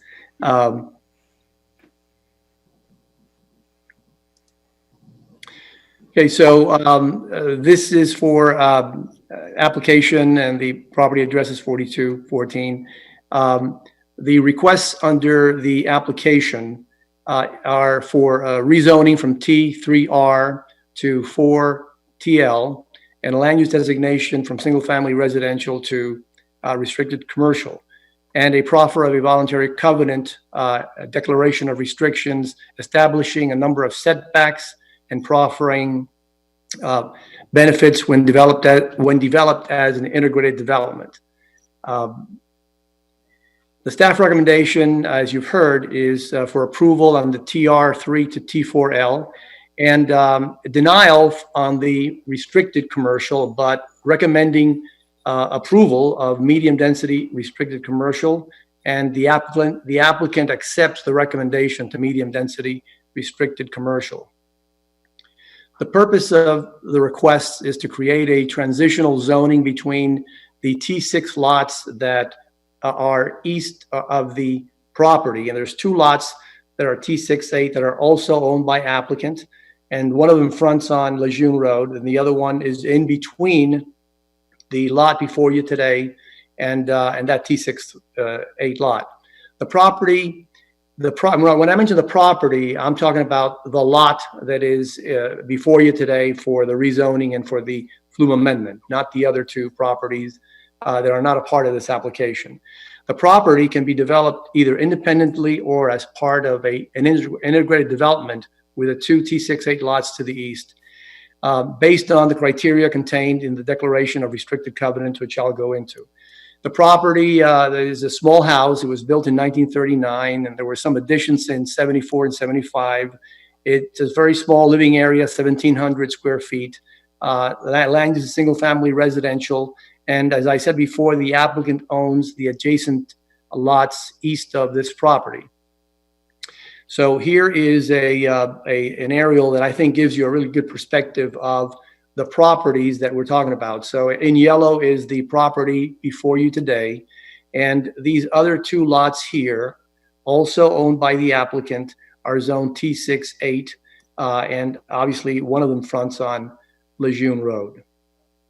Here's another perspective from the Lejeune Road property. So you see here's the property, and these are the other two properties that are owned by the applicant. There's the house, and some of this is repetitive. You've seen this before in the staff presentation. Now I'm talking about, at this point, I'm talking about the rezone from T3 to T4L. And what we're trying to do here is create the same kind of buffer that exists north of us and south of us. One of the pillars of the Miami 21 zoning code is what is called transitional zoning. And with transitional zoning, you buffer properties that are less dense from properties that are more dense. And as you can see, when Miami 21 was approved, transitional zoning in the form of T4L was in fact created to the north and to the south of us. This is the only parcel of property or section that does not have a T4L zoning as transitional between T68 on the east and the T3 on the west. The staff recommendation for on the rezoning is very positive. They go into a very detailed analysis of the merits of the application. And I'll just quote some from their pages. Page 5, it says the 42nd Avenue Commercial Corridor has an area I've got this, don't know how to get rid of this line here. There it is. Has an area zone T4L buffering it from the single family residential to the west. The requested zoning would further fortify this buffer of 4 TL parcels between the T68 O-zone corridors. The requested change will allow a maximum density, intensity, and height that is compatible with the existing context and the Miami 21 principle of transitional zoning. The Planning Department recommends approval of the Miami 21 Atlas Amendment to rezone based on the facts and findings of the staff report. So on the rezoning, staff is 100% in favor. As this property there is no transitional zoning on this little portion of the west side of Lejeune Road, and whether it was a mistake originally when Miami 21 was approved or not, this is an opportunity to correct that mistake and to establish a proper transitional zoning buffer between the T68 that exists and the T3 to our west. In terms of the Planning Department and our request for medium density, or actually for restricted density, restricted commercial, we've agreed that we would accept medium density restricted commercial designation. So after a lengthy analysis by staff covering neighborhood context, socio-demographic analysis of land uses, concurrency, you see what is on the board here, they recommend an approval to medium density restricted commercial, which we wholeheartedly accept and endorse. Based on the above background information, the Planning Department recommends denial of the request to amend to restricted commercial, but offers medium density restricted in the alternative. And again, we accept that recommendation. Back in June of last year, as I said before, we filed the application in May of 2019. We met with the neighbors. We sent on June 17th, so basically a month after we filed the application, we sent notices, an invitation to all the neighbors within a 500-foot radius of the property, the same radius that you send out for zoning notices. We met at the Kinloch Park, and we discussed all options of development, including a possible hotel use. The original use that we considered when we first met with staff last year was a small boutique hotel on the T68 property, and the building covering or extending a little bit above over the T4L property, assuming that it were to be zoned T4L. We had really one neighbor show up. The other people there were part of our group. We discussed all aspects of and options in relation to the development of this property. We had a very positive conversation. I obviously can't say that anybody left there in support of the application, but I think the fact that, and I don't know whether there's any public comment on this application, but we've not heard anything negative from the neighbors, and we believe that we've addressed and will address the issues once a site plan is proposed. We're not proposing a site plan at this point for the simple reason that we really don't know what we're going to develop the property with.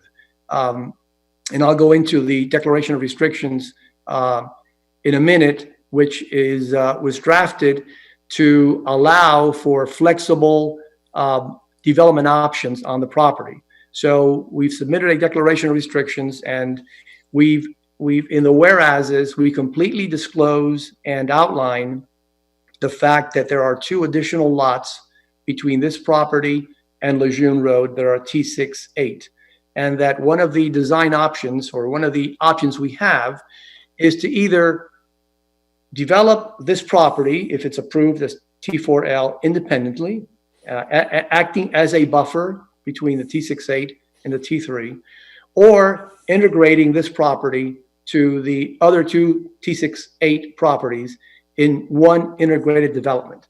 So we said that in the event the property and the adjacent property, which is what I call the other two lots, are developed as an integrated development, either for lodging, residential use, or any other use permitted by the City of Miami zoning and land use code, the following conditions shall apply.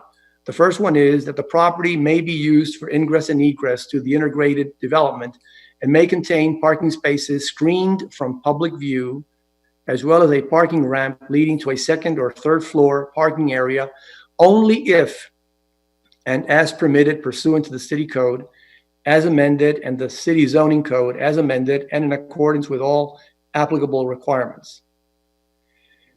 The integrated development may include a single building structure spanning the boundary line between the property and the adjacent property to create a single unified building structure only if it's allowed by applicable code.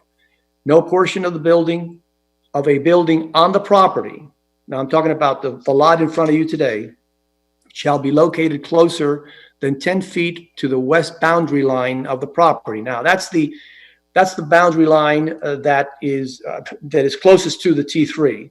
The area within this 12-foot setback will be exclusively open space and landscaping, no parking permitted within the 12-foot setback. No portion of a building on the property shall be located closer than 10 feet to the north boundary line, which is on 3rd Street, or closer to than 11 feet to the south boundary line of the property. The setback between the property and the adjacent property, assuming that it were one building, is obviously 0. The maximum lot coverage would be 58%. The number of stories on the property would be 3 stories and a maximum of 40 feet, which by the way, is the allowed height for T4L. And no more than 10 lodging units, a part on the property. And then it says nothing contained herein prohibits the owner from requesting other rezonings or warrants or waivers. That's just part of the code. And I wanted to make sure that we were not giving any of those rights up. We also had, as stated before, declarations of a public benefits summary. We would give first priority to the people residing within the adjoining zip codes, $16,000 contribution to the tree fund. We would incorporate public art and another contribution to the Kinloch Park Elementary School arts funding. So just to make clear, this property can be developed either independently as T4L or as part of the adjoining other 2 properties. There's actually a great benefit to permitting this property to be a part of the other 2 properties, because if you develop this property independently as T4L, the setback on the west side, actually the setbacks on both sides of the property, is only 5 feet. That is the same setback as you have on T3R. So T3R, as we have now, all you need is a 5-foot side setback. T4L, also a 5-foot setback. If this were to be incorporated into an integrated building with the other 2 properties, then you would have a 12-foot setback on the west side of the property, which would be landscaped and an open space, and no building or parking or anything of the like would be allowed there. So that's the concept that we bring to you. There is no site plan. The site plan would come at some point in the future once the owner or the prospective owner decides on what is the best use of the property based on the code and based on the T68 and the T4L. Again, when we started talking about a prospective plan or use, we were thinking about a boutique hotel, which there is none in the area and which is allowed under the T68, and would be allowed also as part of the T4L part of the building, which would be just a very small part of the building. And remember, any building on the T4L, whether it is a part of the integrated development or standing alone, we would have to meet the criteria either way. We do not get any special benefits in terms of height or use from adding it to the building, to the integrated development, if that were the way to go. But really, the most important part in the gist of this application, aside from whatever options of development exist, is that it creates the transitional zoning that exists immediately to our north and to our south. Regardless of what you do on this property, this particular lot should be T4L because it completes the line of T4L zoned properties that you see in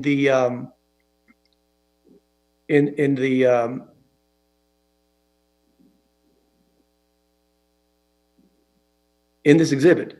So this is the only, as you can see, this is the only place where T4L does not exist.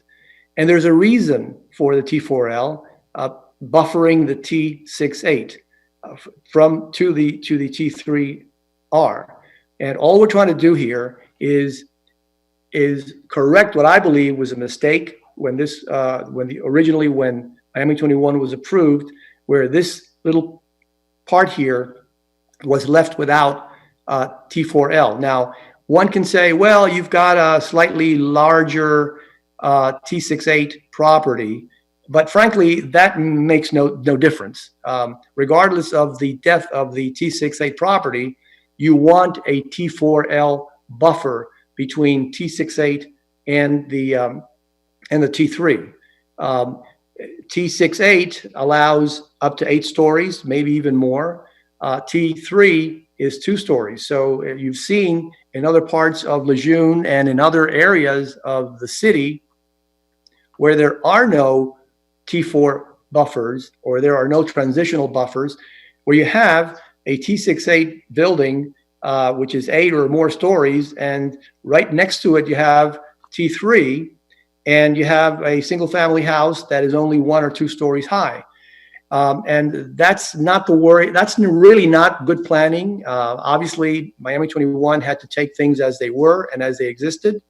But in this area, there's an opportunity to plug this hole that exists here that really makes no sense, and allow the transitional zoning so that whatever you do on the T68 property, which can be developed as T68, just as all these properties can, that you don't have the situation where you have such a tall building next to a 2-story, or not a 2-story house. There's a 1-story here, but potentially a 2-story house. The T4L allows a maximum height of 3 stories. So it makes sense that you have the T68, then you have T4L that goes up to 3 stories, then you have the T3 that can go up to 2 stories. So the gist of this application, beyond what can be developed here, and we've disclosed all the information that we feel is proper. This is what we'd like to do. We'd like to develop this T68, possibly in connection and as integrated with this potential T4L, so that we can protect the T3. That's the only way you're going to have a 2-story building going down to a 3-story building, going down to a 2-story building from an 8-story building. So if you just take a look at this exhibit, it really, I think, says it all. The T4L is proper. It's the right thing to do. It's transitional zoning. It's going to buffer the properties to the east, and the planning department and staff are in approval of this request. And as we said before, on the planning department, on the flume and land use, we accept the department's recommended land use designation of the medium density restricted commercial. And the reason we originally asked for just the restricted commercial is because that is what exists on the T68 property. So it was next door, it's proper, and it gives you just a little bit more flexibility in the development of the property. It does allow for hotels and motels. So it would allow the ability to, if this were to be the case, for the development of a small boutique hotel on the T68, spanning a little bit into the T4L, but leaving a 12-foot setback where otherwise you only have a 5-foot setback. So that's my presentation. If you have any questions, I'm happy to answer them.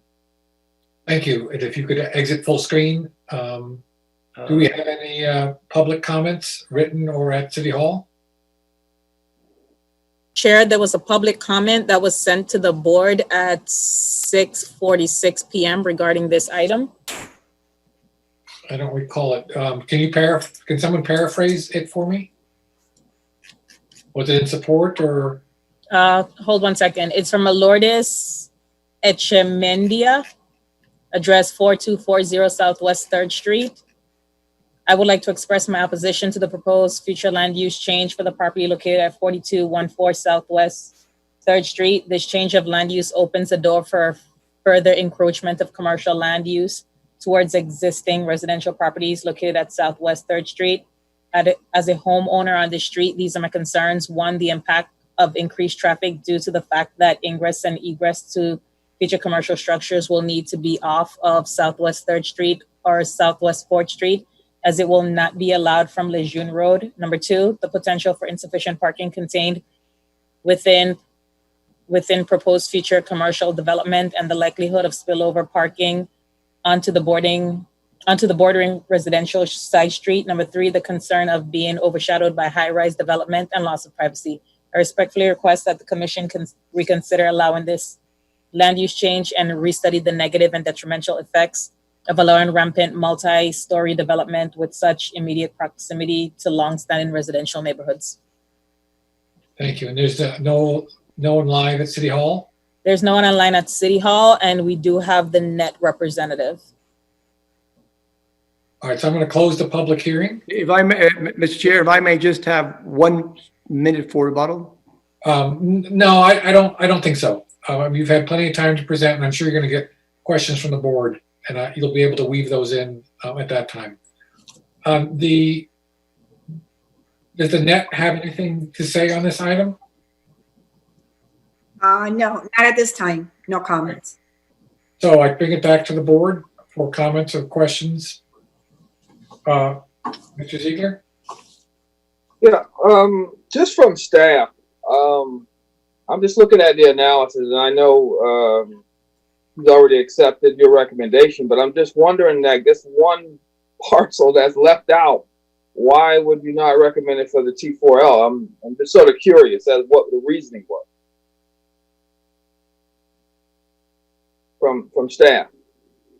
So we did recommend it for the T4L. We didn't recommend it for the restricted commercial.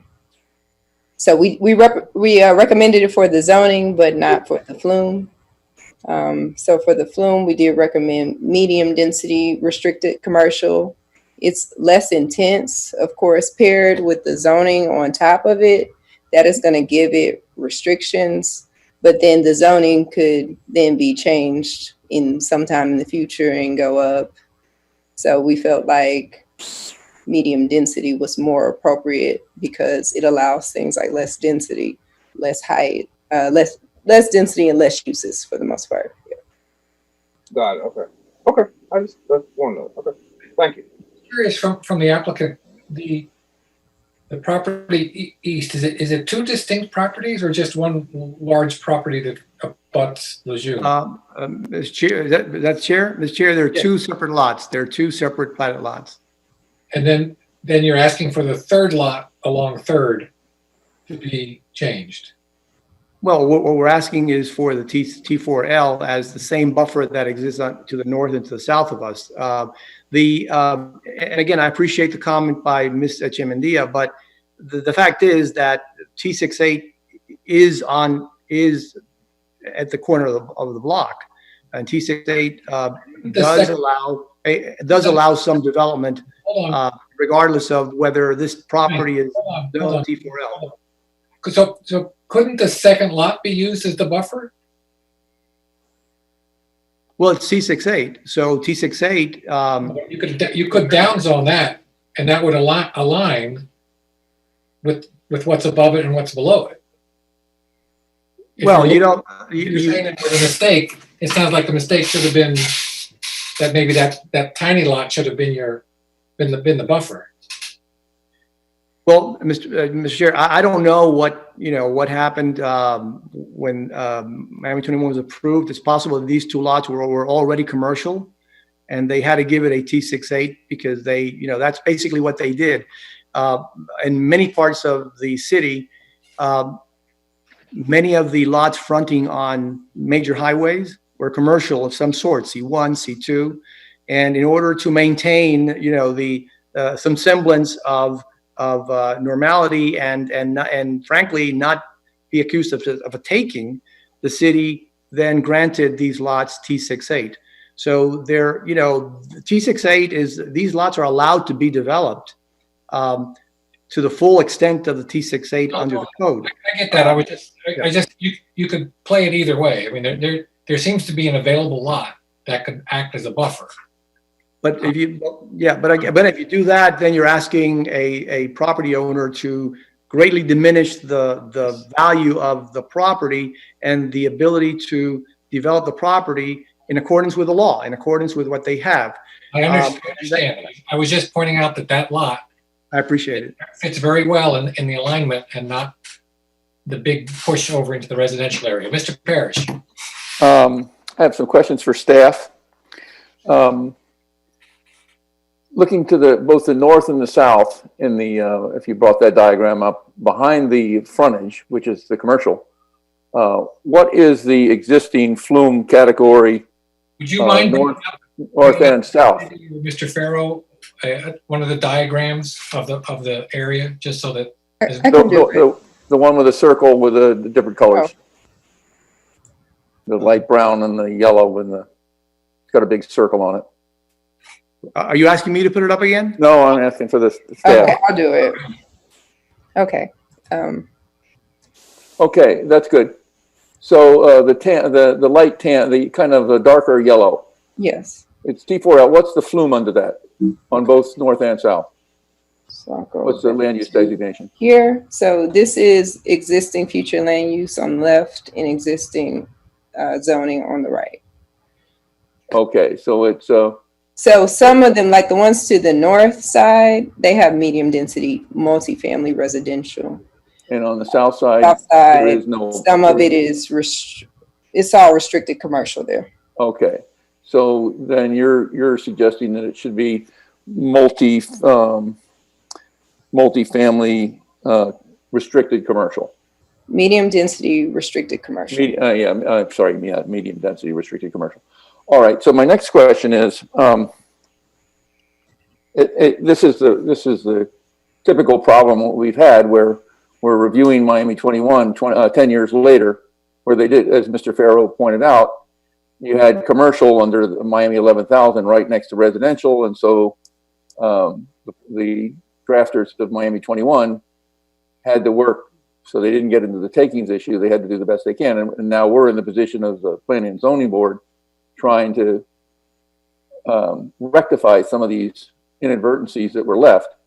So it looks like you said that the dividing line is right in the middle of the lot. Is that correct? So you have 25 feet on one side and 25 feet on the other? I cannot remember the exact number.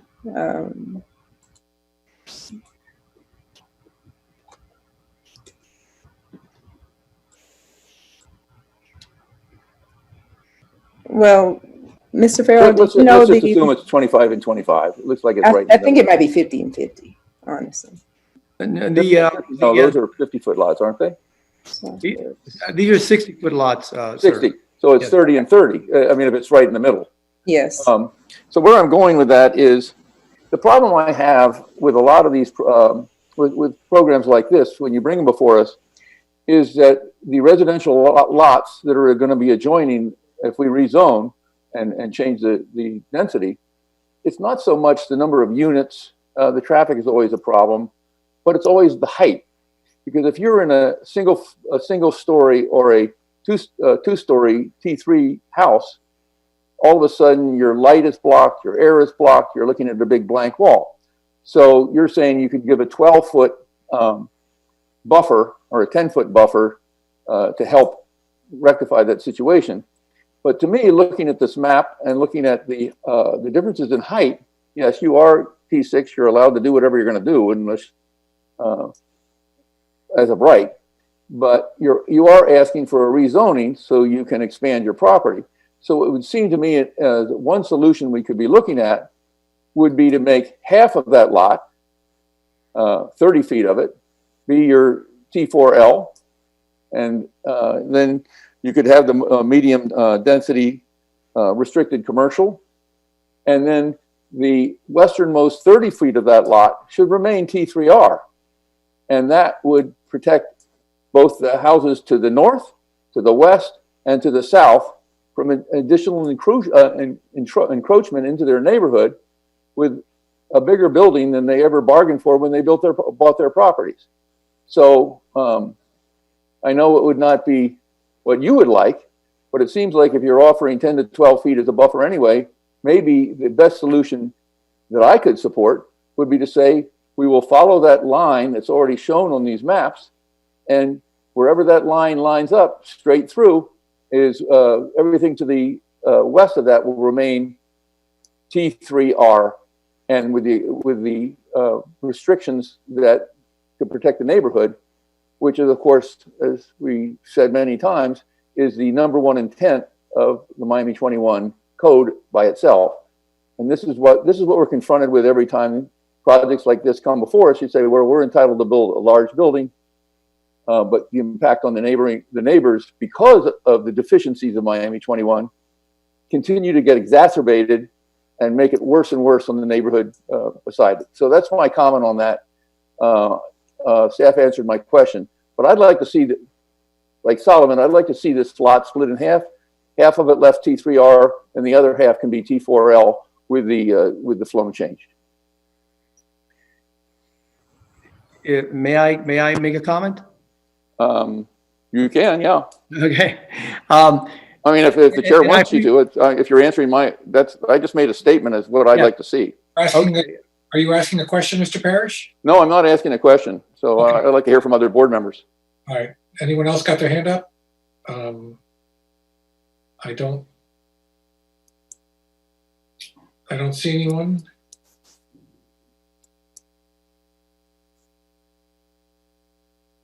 All right, so I don't see any more board member comments. Mr. Farrell, I'll give you a closing statement.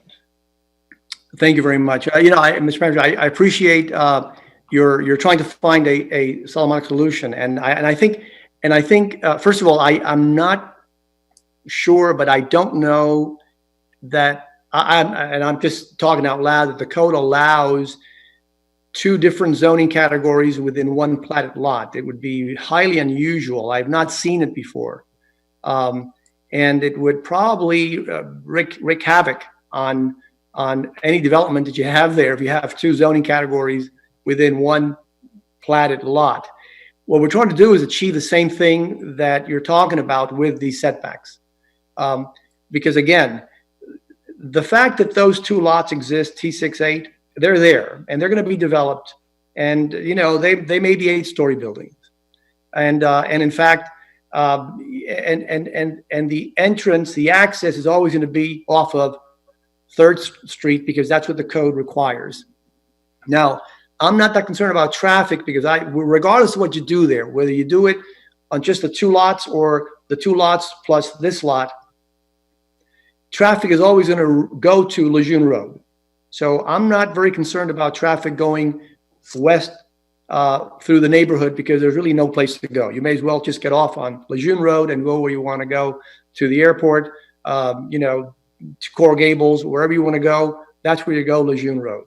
So what we're trying to do with this lot is, in fact, create the step down that normally would be allowed and you would have on the north and on the south sides. Now, yes, is it this lot also owned by the same owner of the other two lots? It is, but it's really irrelevant because when you're talking about proper zoning and proper transitioning, what you need to do is exactly what was done to the north and to the south, regardless of whether these T68 lots go in, 30 or 4 more feet to the west.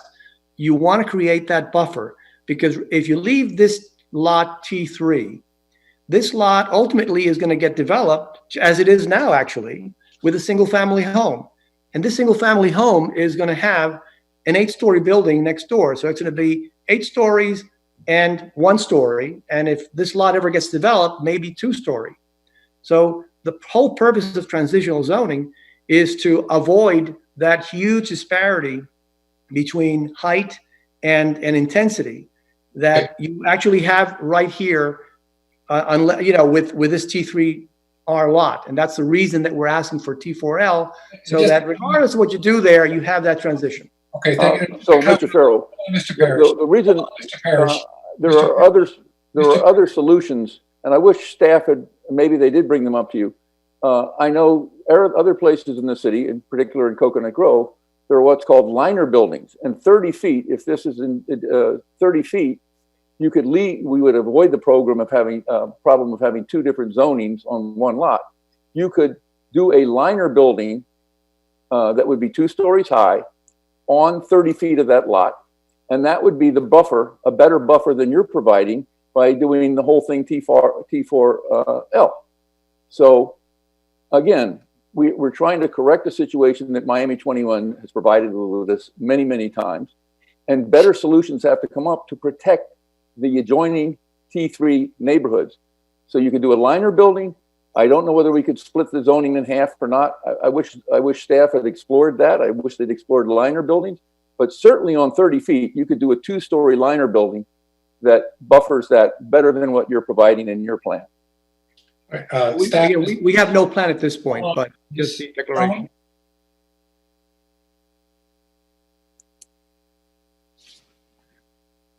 I'm done. Sue? Go ahead. Mr. Chairman, hi. Thank you. Sue Trone, Chief of Comprehensive Planning. I think this is an interesting concept that you bring forward, Mr. Parrish. I think I understand where it comes from. I'd like to just share a couple of thoughts with you. We do have a principle in Chapter 55 of the City Code related to subdivision regulations. And our subdivision regulations prohibit a lot having 2 zoning transects, basically. I see some body language coming from our city attorney here, who I just want to sort of opine a little further on another additional principle here. But as to the legality of that, I will cede to her to sort of flesh that out. It's rather challenging, and I'll say this is perhaps it is a standard size lot, but it's not a terribly large lot.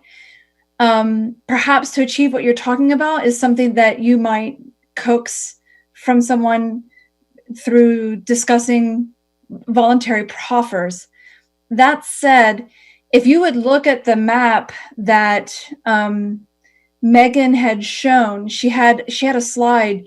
Megan, if you could pull that one up that shows the existing flume and the existing zoning side by side, I think there's something that's quite interesting.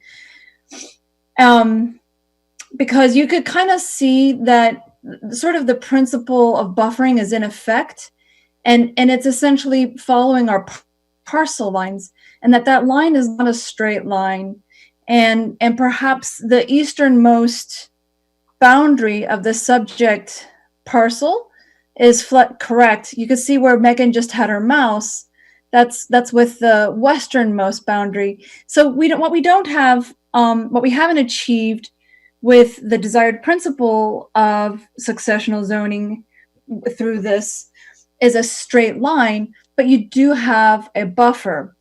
And so, for example, with a 60-foot lot, I'm assuming that that's exactly the dimensions we have here. Should we follow through with this and take a transect line down the middle of this lot, you've got setbacks and such, which also create other things that challenge the development of a lot, which may or may not be unified with other parcels to the east. So these are other reasons why our city code tells us we really ought to have lots that have one zoning designation. Thank you for putting that slide up, Megan. I'm happy to answer any questions. I will tell you, by virtue of a number of various circumstances, I end up having to rectify some challenging Atlas issues. Sometimes they're errors and sometimes they're things that happen by ordinance. Circumstances like this create a number of difficult issues to sort out. So the idea of keeping a zoning transect within the lines of a lot is certainly a best practice that I can speak to from personal experiences as really being the ideal. Thank you. Mr. Chair. Let's see, Mr. Harris, did that conclude your comments? Just to follow up with Sue, I appreciate that. It's something I've thought a lot about, but it just seems like over and over, when we allow any additional intrusions into T3R neighborhoods, even with the well-intentioned idea of creating these buffers, then the properties adjacent suffer. Their property values go down, the neighborhood resilience goes down, and the trade-off is we solve one problem and begin a slow deterioration of the neighborhood. And we've seen it over and over, and I think it's destroying our neighborhoods. And we've got to get a better solution. One solution we talked about was everywhere where you have these discrepancies, at least the neighboring, immediately adjacent T3 lots should have the opportunity, should be rezoned to T4, even though they don't want to use it. So you create that transitional zoning that I think Miami 21 was designed to do. And they can stay there if they want, but at least they get the uptick in their property values and don't just suffer because of somebody, the city, saying, we're just going to just intrude a little bit more into your neighborhood. It's something that we've got to address. And I know you're trying to, but I would think that Mr. Farrow might go to his client and say, you know, we can get a pretty good deal. Maybe even if he just say, instead of 10 feet or 12 feet on this green space he's going to create, we'll create 30 feet of green space. I could support that as well. But just to say we're going to change that zoning from T3 to T4 with everything to the west, north, and south being T3, I don't think I can support that. Mr. Ziegler, did you have a comment? Yeah, just one comment. Mr. Parrish, I sort of agree with you on this issue, but I mean, in this particular case, the way I see it, I mean, obviously there's some kind of mistake or overlook as far as when this was originally done. And it seems like, at least to me, he's putting, at least some kind of transect between the T6A. So, I mean, if we basically don't rezone it, I mean, he can just go ahead and build straight up and you're going to be right next to T3. So, and the way I look at it, he's trying to at least give something of a buffer against against T3.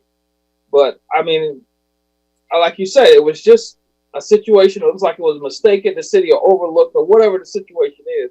But it should have been T4 already, because everybody else is the same. But for some reason, it was overlooked.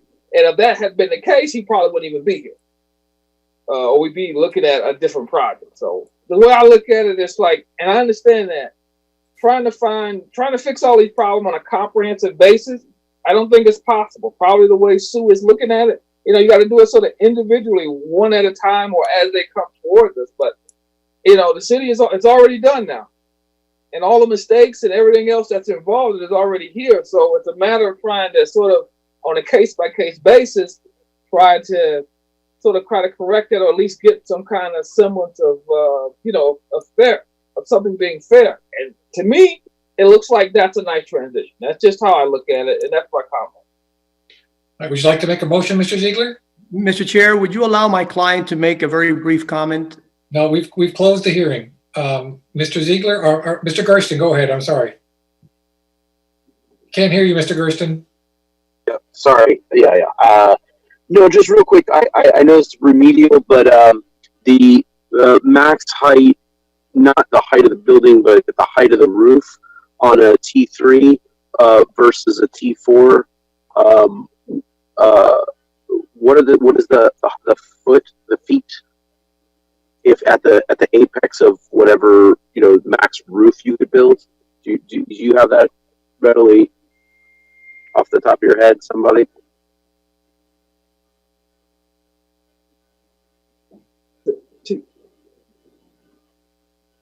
This is Jacqueline. Oh, okay, yeah. So for a T4, the maximum height is 40 feet.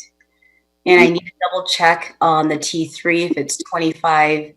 In some cases, I believe it might be a little bit higher to 30 feet. But I know for a fact the T4 is 40 feet.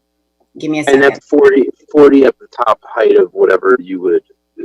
Correct. Just max height. Okay. So it's a 10 foot difference, basically.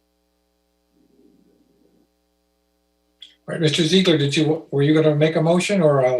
We got to do it one by one, or do it both of them together? Do them separately. I'm gonna get the resolution. What number? Yes, separate. Which one? That was resolution number. We're on PZ item 3. We're going to do the land use first. Okay. I recommend approval of the land use as recommended by the city and accepted by the applicant.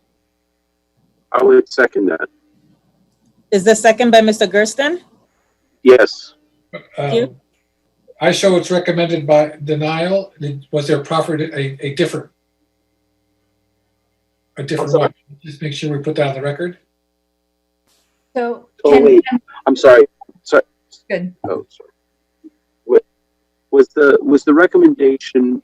Was the denial though with the recommendation that it be the slightly lower flume? Correct. That is the recommendation. Yeah. Right. Okay. Right. Okay.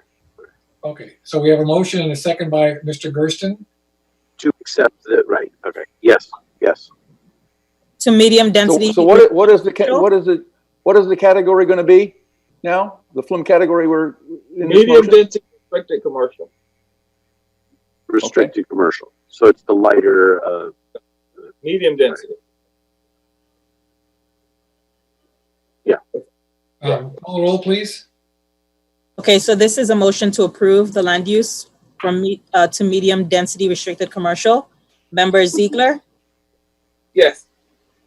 I need all board members to turn on their cameras. Member Gersten? Yes. Member Altabe? No. Member Collins? Yes. Member Dominguez? No. Member Parrish? No. Member Vadillo? Yes.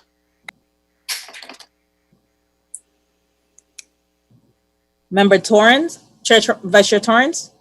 No. Chair Galvalia?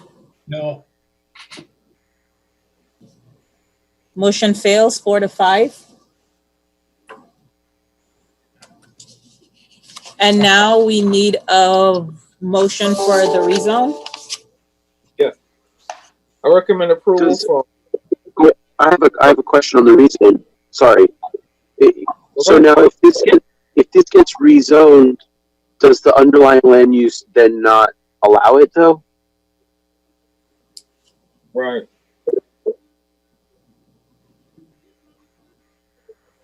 Hello? To Sue? The uses? Go ahead, Amber. Yeah, if you want me to speak to it, technically the land use, it needs to be the higher category. So to answer your question, if the land use is denied and doesn't change, the rezoning to the requested rezoning cannot be rezoned to that T4L. So do we need to even take the item? So does that die or there's nothing? Mr. Chair, can I recommend a Motion revote on it. on the previous? Member Dominguez voted in the negative. And we won, so I'd like to revote. You could make a motion to reconsider because you. I would like to make a motion to reconsider. All right, I'll so second it. we need a second by Mr. Gersten. Let's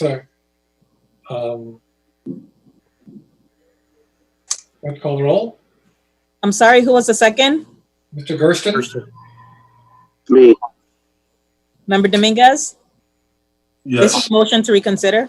Yes. Member Gersten? Yes. Member Altabe? No. Member Collins? Yes. Member Parrish? No. Member Vidal? Yes. Member Ziegler? Yes. Vice Chair Torrance? Nope. Chair Gavalia? No.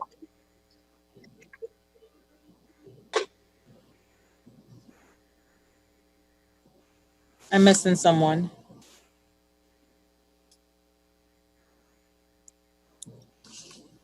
Amber, it's 5-4, but that's not supermajority. There's no supermajority required for a procedural motion. Motion passes 5-4. All right, Mr. Dominguez, do you want to make a new motion? You mean make it?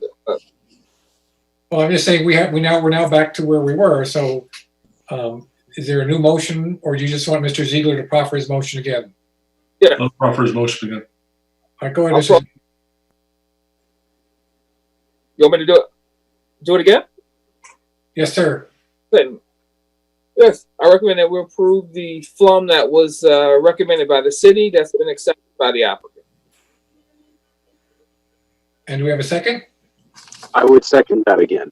Second by Mr. Gersten. Please call the roll. I'm sorry, which one is this to? Is it to, The FLUM, reconsidering the FLUM. correct, but what is it changing the flume to? No, I just basically did the same thing again. What the city has The recommended. medium density restricted commercial, okay, Restricted, right. correct, okay. Member And Ziegler? this does require a supermajority vote. Member Ziegler? Yes. Member Gersten? Yes. Member Altabe? No. Member Collins? Yes. Member Dominguez? Yes. Member Parrish? No. Member Vidal? Yes. Vice Chair Torrance? No. Chair Gavalia? No. Motion fails as it did not meet supermajority. It's 5-4. All right, so we're kind of back where we were. Right. So the effect of this now, though, is that there's a T68 next to the T3 as it was. That's it. Yeah, so do we need to take up the next item? Yes, we still need a vote on the rezoning. I thought the root zone, it doesn't matter. I mean, Amber, is still going to matter. I mean, it's basically illegal now, right? Or we can't. even if we were to agree to it, there's nothing. Well, remember, I mean, it doesn't make sense to recommend approval of the rezoning and not of the land use, because city commission, wouldn't be able to approve that. But remember, this is just a recommendation. So Right. it should still be a vote, and you can send your recommendation on to city commission. All right, Mr. Ziegler, go ahead and make your motion. I recommend that we change the zoning from T3R to T4L. Second by Mr. Gersten. Yes. Please. And that's the T4L, supermajority is required. Member Ziegler? Yes. Member Gersten? Yes. Member Altabe? No. Member Collins? Yes. Member Dominguez? Yes. Member Parrish? No. Member Verdillo? Yes. Vice Chair Torrance? No. Chair Gavalia? No. Motion fails, did not meet supermajority. Thank you. Next item, please. We thank you very much for your time tonight. Thank you, Mr. Farrell. Good night. Calling PZAB item 5, file ID 7593, a resolution of the Miami Planning, Zoning, and Appeals Board with attachments approving an exception with conditions pursuant to Article 5, Section 5.2.1, and Article 7, Section 7.1.2.6 of Ordinance Number 13114, the zoning ordinance of the City of Miami, Florida, as amended to allow civic support, infrastructure, seawall, and recreational facility Baywalk uses in a T1 natural transect zone classification with the Neighborhood Conservation District NCD overlay for the property located at approximately 2651, 2731, and 2901 Brickell Avenue, Miami, Florida, as more particularly described in Exhibit A, making findings containing a severability clause and providing for an effective date.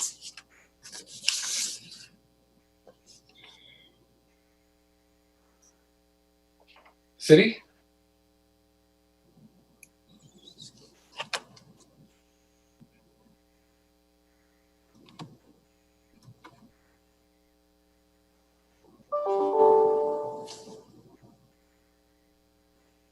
Morning, Mr. Chair, or sorry, good evening, Mr. Chair and the board. My name is Lance Larios. I'm the park planner, and I'm the primary reviewer for this application. I would like to introduce 3 documents provided by the applicant for your consideration. Would you be willing for us to introduce those on the floor tonight? As part of your presentation, yes. Chair, once I receive them from Lance right now, I'll send them over to the board blank copy.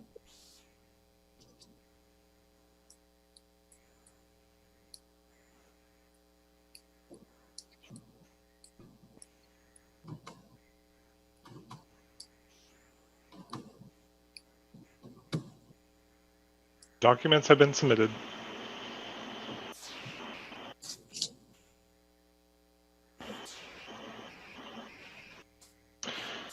And for the record, the documents are an updated letter of intent regarding changes proposed by the legal staff of the city, a justification provided by the applicant regarding the design intent of the project, and correspondence with our building department regarding the outstanding unsafe structures violation on site.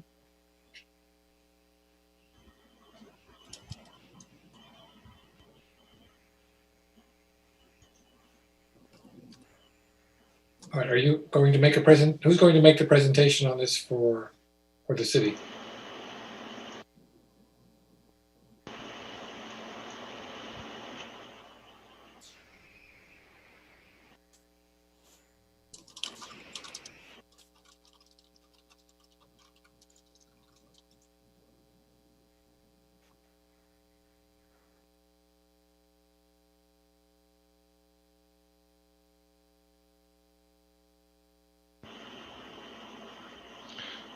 So I'll proceed with the presentation if you'd like, Mr. Chair. Please. Before you is PZ item number 5, file ID 7593, as read in by staff. The application is pertaining to an exception application for Alice C. Wainwright Park. Proposed their seawall improvements and park improvements proposed by the City of Miami. The location as read into the record is 2651, 2731, and 2901 Brickell Ave. It is within Commission District number 2, within the Coconut Grove net area, and encompasses approximately 1.5 acres. To familiarize you with the the property, it's located at the southwest intersection of Brickell Avenue and Rickenbacker Causeway. The property contains approximately 17.4 acres, and the property is designated as a public park owned and operated by the City of Miami. It was established in 1966 and expanded in the years 1967 and 1973. Under the current park master plan, the Miami Parks and Public Space Master Plan, it is currently designated as a citywide destination conservation park. Contained within the park is a natural forest community designated by Miami-Dade County. This is processed under County Commission Resolution R127997. This encompasses 15.5 acres of the park, as shown. The proposal by the city is a 2-phase project, which encompasses shoreline improvements, which is phase 1, and upland park improvements, which is in phase 2. The project is broken up in 2 phases due to the funding sources regarding the FINE grant, the state of Florida's Inland Navigation District funding achieved by the city or awarded to the city, which is solely for the seawall construction. There are additional Miami Forever bonds included in this project, which will perpetuate some of the other improvements on site. The proposed Phase 1 shoreline improvements will rectify the open unsafe structures violation, which is on record. The proposal will also remove invasive plants which threaten the natural forest community. They plan on replacing existing uses within the recreational portion of the park. And the proposed seawall improvements will minimize impacts from sea level rise, king tide, storm surges, and other erosion. And additionally, the Baywalk improvement proposed will enhance access to the waterfront. Shown are pictures taken literally today of the site and of the seawall. So the proposed location and the seawall. As you can see, why the violation was opened by our building officials is, according to their report, that seawall separation is at least 10 inches from its original position. Moving on to the flume designation, I wanted to highlight that the flume is divided for this property. You have Parks and Public Recreation and Conservation split between the parcels.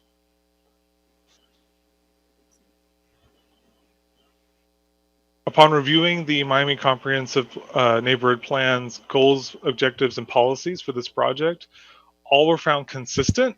However, objective PR 3.3 is consistent due to subjective conditions. This particular objective deals with ADA access, and the ADA access will be achieved within phase 2 of the proposed plan. Moving on to the Miami 21 zoning atlas and designation, the site is designated as T1, as mentioned in the record. However, the park does serve as a buffer between higher intense uses of T624A and against between the T3O and T3R surrounding the property.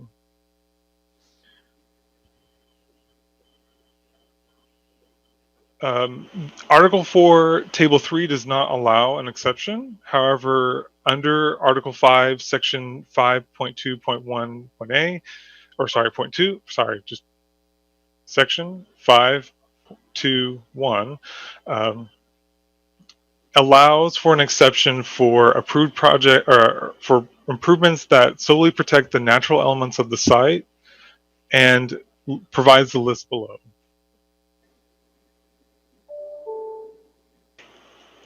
During the analysis for the zoning, the planning department found a mismatch between the Flume designation and the Miami 21 Atlas.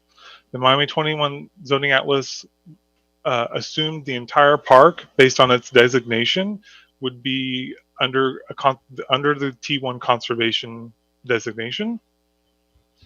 And the Miami 21 zoning atlas did not factor in the existing predating uses to the adoption of the Miami 21 code.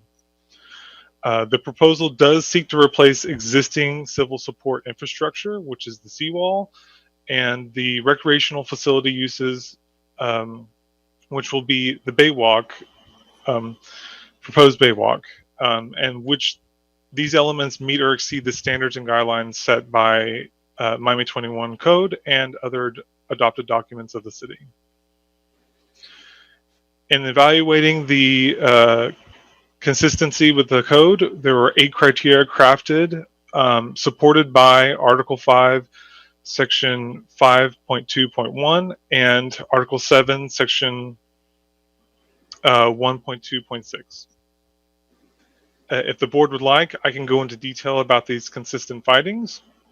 I will highlight these criteria, particularly 3, 4, and 5, which are subject to conditions proposed in the analysis and the legislation.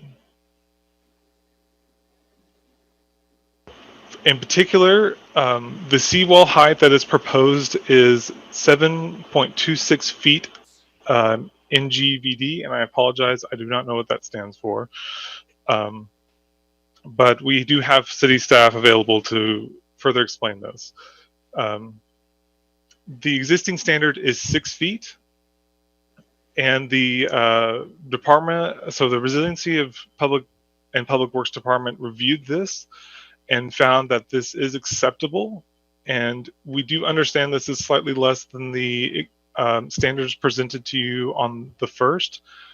However, these standards do meet a more restrictive standards of our neighboring municipality of Miami Beach. The Resiliency and Public Works Department also, in their memo, approved the separation of grade, which the code requires a 6 to 8 inch separation, essentially a curb along the waterfront. That's in the waterfront design guidelines. However, if the wall was raised to the desired height, the separation would cause backfill, which would impact the natural character of the park and cause detriment. Therefore, the Resiliency and Public Works Department has allowed there to be that 18-inch separation, which could function as a seat wall for the design. Additionally, to preserve the character of the park, the Baywalk material, the actual paving, is, as proposed by the applicant, going to be an organic block material. This is made from natural aggregate and other materials, an organic binding material that will allow water to percolate through. It also serves as an erosion control and surface stabilization and a weed deterrent. And according to this product's information sheet, it is a self-healing product. So this product will be very forgiving for maintenance in the park, for the Parks and Recreation Department. And again, it preserves that natural character, which is critical to Section 5, Article 5, Section 5.2.1. In regards to the Miami Parks and Public Place Master Plan, the proposed project will fulfill the goals of enhancing and ensuring the public access to the waterfront. And additionally, we are fulfilling and making the most of what we have and preserving and enhancing our existing parks by preventing loss due to sea level rise and inundation from king tides and the like. Additionally, the proposal does comply with Chapter 5 of the vision with the Northeast Coconut Grove vision, which has requested that the conservation area be linked to the other remaining portion of the park. This project will not directly link with the conservation area. However, it will begin to bridge that gap to allow people to enjoy this portion of nature that is this natural area. And additionally, it is creating an access for the waterfront itself that this park has long since deserved. Additionally, the design guidelines have been met through this proposal. The planning department is recommending approval with conditions. Since the proposal does meet pending conditions, the Comprehensive Neighborhood Plan, the Miami 21 Code, and the Miami Parks and Recreation Master Plan. The conditions set forth will be fulfilled prior to building permit issuance. And additionally, it will enhance the character of the park while preserving that natural feel. And I believe George Moore, the assistant director to the Office of Capital Improvements, the project manager is present, and the project manager, Keith Nick, is also present, along with the director of Parks and Recreation, Laura Hamway. And I believe our net representative is also present. If the board would like, I can go into more detail regarding the conditions of this project. Let's hold on that. Let's see if we get any member comments, and we will let you interject as needed. Does that conclude your formal remarks? That does. Thank you. Do we have any public commentary? There's no one at the podium, and none was received online. Okay, thank you. So I close the public hearing out, and I bring it back to the board. Real quick, Mr. Chair, my batteries are dying. We still have a quorum. I'm not sure if it's gonna last. How long it's gonna last? I'm sorry, and I left my cord at home. Embarrassingly. Make it I'm just letting you know. All right, Mr. Dominguez. No, I'm ready to vote. We can make it. All right, Ms. Torrance, did you have your hand up? I did have my hand up. The proposed seawall is 7 feet of NGDV, I think it is. And how high above will the cap of the seawall be to the walkway? The So cap if you have will your, be. go ahead. Oh, I'm sorry. Didn't mean to cut you off there. The cap will be consistently 18 inches above grade. So essentially where the walkway will be. There will be a landscape safety zone conditioned by the zoning department along that walkway to separate potential trip hazard, if you will. However, the 18-inch separation is high enough to meet ADA standards of not requiring a railing. Mr. Dominguez, you want to try? Go ahead. I didn't hear you. Go ahead. No, you want to try for your motion? Yeah, I'd like to make a motion to approve PZAB 5 as written. Do I have a second? I'll second. Second by the vice chair. Please call the roll.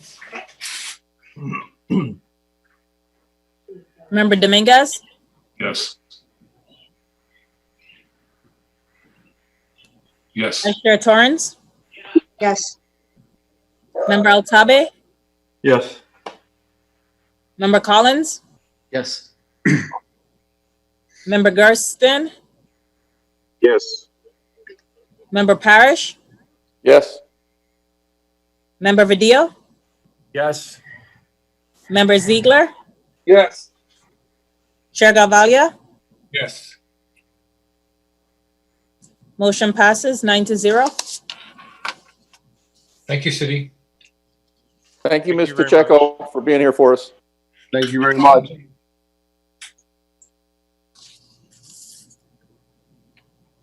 Chair, we're ready for item 6. Please, yes. Calling PZAB item 6, file ID 7602, a resolution of the Miami Planning Zoning Appeals Board recommending approval or denial to the Miami City Commission of the ordinance amending ordinance number 13114, the zoning ordinance of the City of Miami, Florida, as amended Miami 21 Code by amending Article 1, Section 1.2, titled Definitions, and Article 3, Section 3.6.1, entitled Off-Street Parking Standards, to provide for a definition of electric vehicle capable parking spaces, requiring that 20% of the new parking spaces constructed meet the EV capable standards by accommodating electric vehicle charging and its associated infrastructure, making findings containing a severability clause and providing for an effective date. All right, City. Good evening, once again. Jeremy Karras-Gauger, Deputy Director for Planning. I'm here to present this item. This is a zoning text amendment that would apply citywide, that would require that that the parking spaces be equipped, not that they have to be equipped with chargers when they're built, but that there's infrastructure in place so that they could be easily equipped with chargers in the future. So this requires space for all the infrastructure which would be needed to provide charging for 20% of the provided parking spaces. So this is the definition and applicable section. So this is that there be infrastructure to support what would be considered a fairly rapid charging system, 40 amp, 240 volts. This is pretty standard equipment for electric vehicle chargers. So the infrastructure portion of this to support those includes space for electrical panels, conduit, basically anything that would need to be in place where you could add the wiring, add the panels, add the equipment at a later date to enable the chargers to be installed. Some frequently asked questions on this is why the 20%. The 20% number is to meet near-term demand for rapid chargers, while also once you have the capacity for 20% of the parking spaces, that actually would allow you to meet nearly 100% of the parking spaces for trickle chargers. So if you've got that capacity for relatively rapid, 1 to 2 hour charges, but then this parking area also serves people that are parking all day for work or overnight. You could actually, with smart software that manages the power distribution, meet the full demand. So how does this apply to single family homes? Is it a burden to single family homes? The answer is no. This basically requires, this would be the equivalent of another plug for like a dryer. It's that sort of equipment. For larger developments, this is a huge advantage over trying to retrofit these later, which is prohibitively expensive. So it's about 7 times the cost to retrofit as opposed to having the infrastructure in place to begin with, or just having the space for the infrastructure in place. It does require that there be space where electrical rooms might need to be larger. There might, if there's an intention to have multi-floor, there might be a requirement for conduit to be in place. And that is it in summary. Any questions? Chair, there's just one thing I need to interject. For the exception that was just heard, that decision is final unless the appeal in the hearing board's division within 15 days. And just so the board is aware, earlier I sent a public comment for this item. Jeremy, did you look at that one public comment? I did. Let me see if I can pull it up really quickly. Or Erica, I don't know if you have it. I Yes, think, I have it. yeah, I they have it. had, they It's- expressed, sorry, You want me to read it or? if you could, for It- everyone. It's by David Polinsky, PhD, address 31 Northwest 23rd Street, Miami, Florida, 33127. I'm in support of this legislation generally. However, I believe the PZAB should ask the planning department to revise the legislative text. A requirement for 20% EV capable spaces assumes one, that proposed parking facility contains self-park assigned parking spaces, and two, that charger type is of the quote unquote slow 110 VAC type, which takes 8 to 10 to charge, so that an EV owner could charge from their own space every night. If on the other hand, the garage is valley operated and or has fast 480 VAC chargers, which charge in less than 1 hour, then you could service the same 20% threshold of EV vehicles with only 1 to 2% of spaces being EV capable. Legislation needs to address these important details, or else it is imposing an unreasonable burden on the property owner. Of note is that chargers are getting faster over time, and shared use garages should be encouraged over those that are based on assigned parking spaces. So I appreciate Mr. Polinsky's comments. However, we did develop this in conjunction with the Miami Parking Authority, and they have experience working with shared use parking where they have dedicated electric vehicle spaces. The requirement that we're proposing certainly doesn't prohibit or assume the level of chargers. The super rapid chargers that are at 440 and the even higher standard certainly could be included. I know in the MPA garages they have a bit of a mix, and they do sort of designate those spaces. So, and again, the 20% requirement, one of the advantages of that is that if electrical vehicles get adopted very broadly, this would allow the capacity where you could trickle charge nearly 100% of a garage or of the parking, or whether it's garage or surface lot or whatever the case. So that it could be effective for, nearly 100% adoption. And again, this is all we're asking at this moment, is that the space be provided and that we instill in all of our construction the ability to make this work in the future. For a single family home, is it only for new construction this would come into play? Correct. Well, if they cross that 50% threshold for renovation work where they have to come into compliance with code, it could potentially come into play there as well. But typically, like all the zoning rules, this is for new construction. And when I read his public comment, it seemed, at least I can't tell you I'm an expert on it, but for the residential use, the trickle chargers where they charge overnight don't require that panel upgrade, where that's more likely to happen when they charge overnight versus in a I don't know, office building or other setting where they come in and want to get a more rapid charge. No, and this is the 20% number is sort of a magic number where you're probably covering the current quick charge requirements, more rapid charging.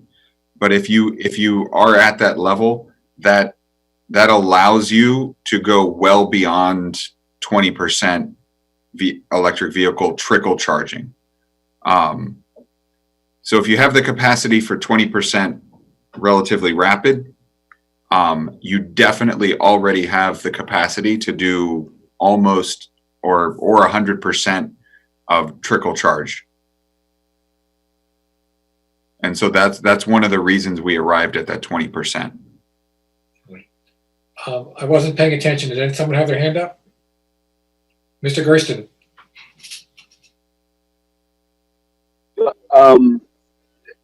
I guess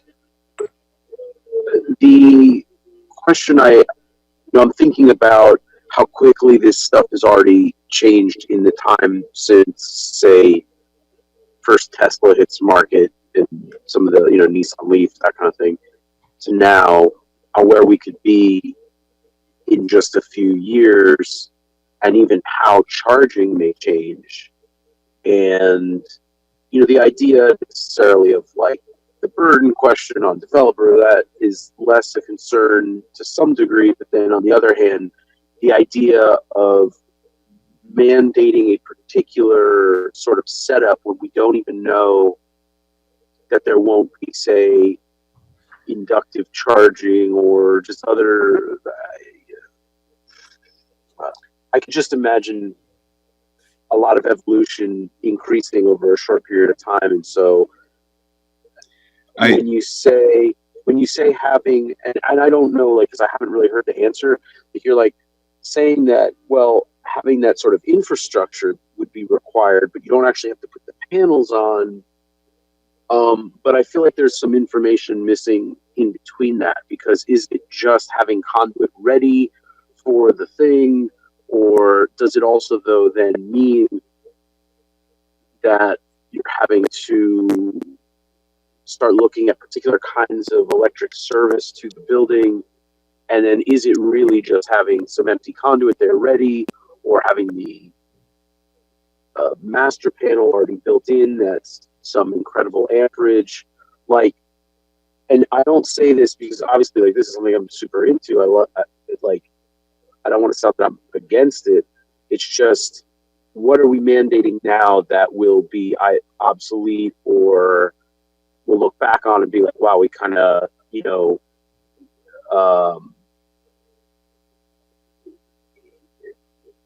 it's sort of like people building fiber into their buildings as an amenity that people want. It's like, there's I can see a lot of circumstances where people are doing this anyway because it's like a cool draw. Especially, I feel like in Miami, where it seems like these are some of the only things we can do to get people to do better with cars, as opposed to trying to get them off of cars, although we should be doing, or trying to do that. So I don't know. I'm just wondering what we're doing with this. Like it's right-minded, but can we do even more precision or more flexibility? Had you looked at other more flexible ways to deal with different circumstances? So we looked at ordinances in other states and other municipalities. And there's basically two tracks that are common. One is where you have municipalities that are requiring the charging equipment be installed now. And we decided not to go that route, partly because even though Miami is one of the largest markets in the country, you might be surprised to know this, but Miami is actually, and South Florida is one of the largest markets in the country for electric vehicles. And while it's hard to get industry-wide data, we did talk to Tesla, and I think we are the number 3 market in the country for Tesla.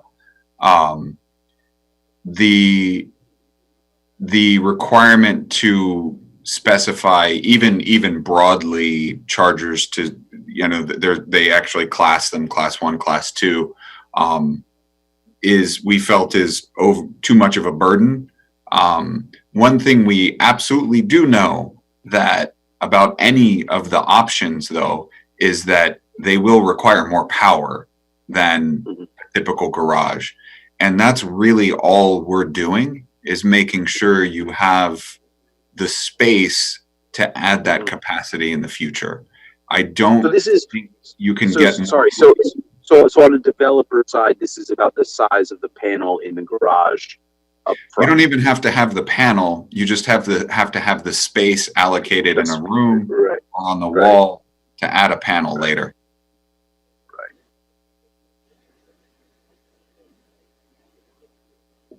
Mr. Altabe? Yes. Thank you, by the way. Thank you. Well, I think we need to take every possible step to make electric cars more popular, and this is one step in the right direction. So I'd like to motion to approve this.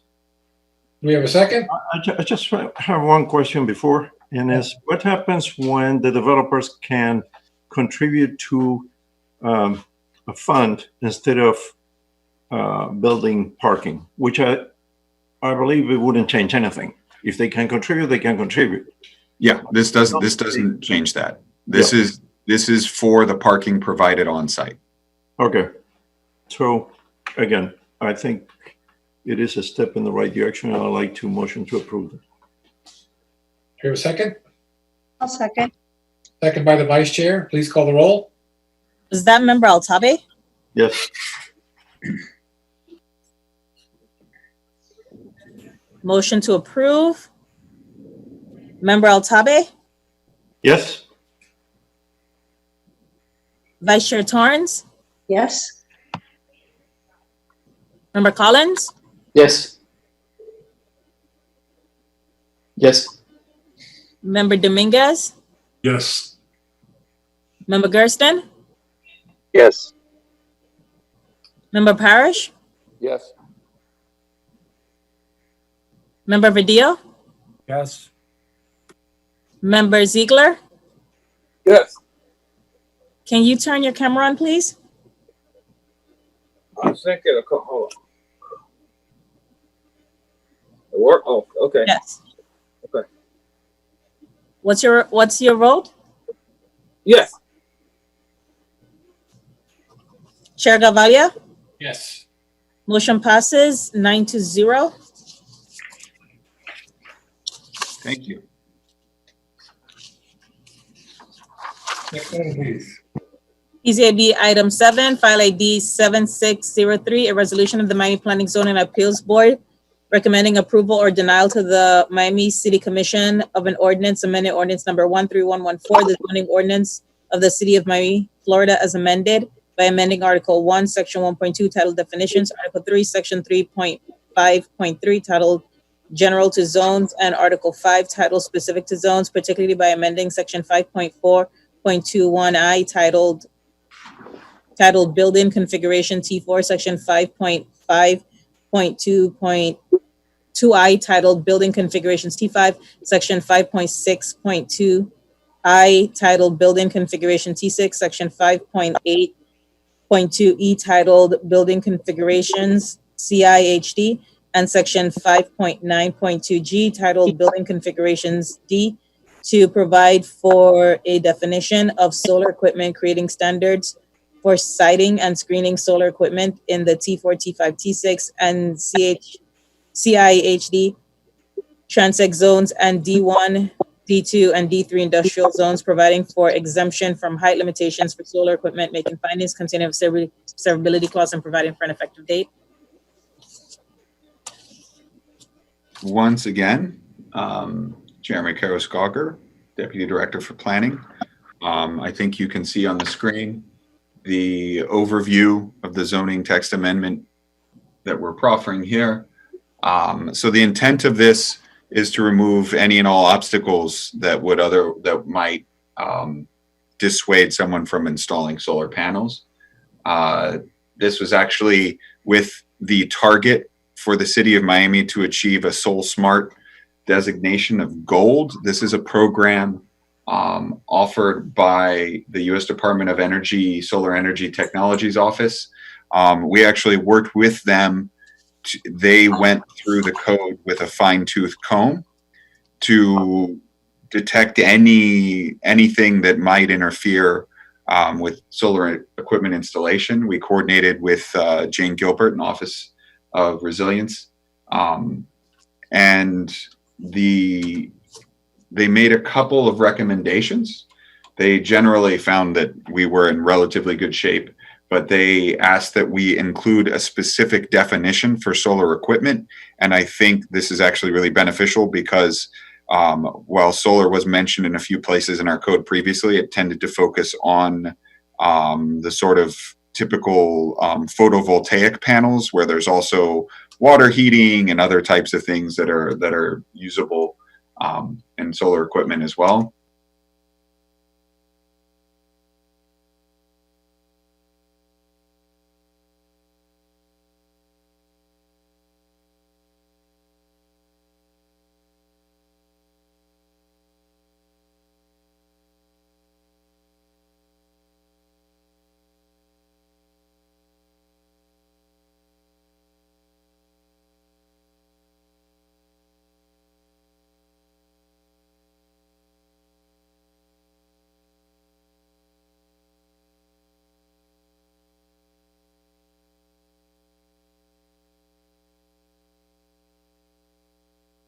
All of the transects that we anticipate having flat roofs where a parapet is meant to hide that roof equipment, that the solar equipment does need to be screened unless they show that it's interfering with more than 15% of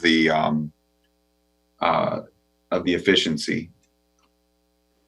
So it puts a burden on them to prove to us that there's an interference issue. So this doesn't give carte blanche for those larger transects to install equipment. So I understand we had some questions regarding the omission of the CS category here. And as I mentioned earlier this evening, CS actually reverts to the nearest most restrictive abutting transect for guidance on building configuration. So that's why it's not explicitly mentioned.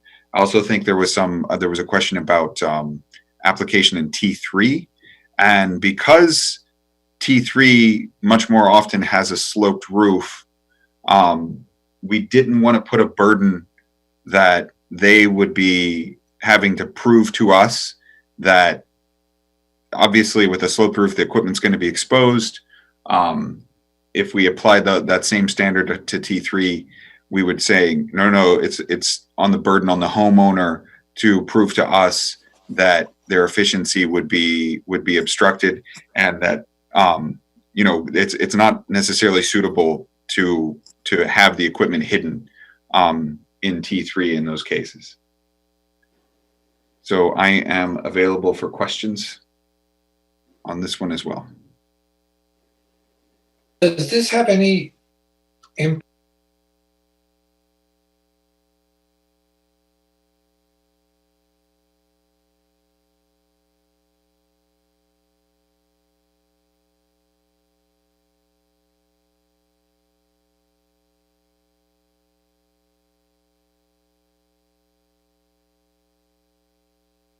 If somebody wanted to put one in a backyard, and they abided by similar requirements that we have for like sheds, they might be able to do it there, meeting standards for other sort of, non-main building restrictions in T3 transects.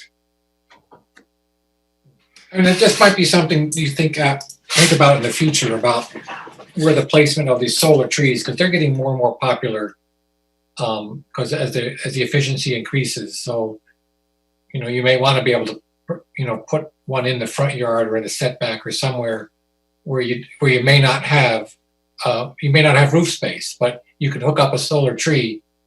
They're looking better and better. I will let you make that argument to our T3 constituents. We put them in our parks. So we have put them in the parks. All right. Any motions or hands up? Oh, Mr. Gersten. If it's okay, I'd like to make a motion to approve this. I'll second. So we have a second motion by Mr. Gersten, a second by Mr. Collins. We can call the roll, please. And this was a motion to approve, correct? Yes. Member Gersten, Yes. Member Collins, Yes. Member Altabe, Yes.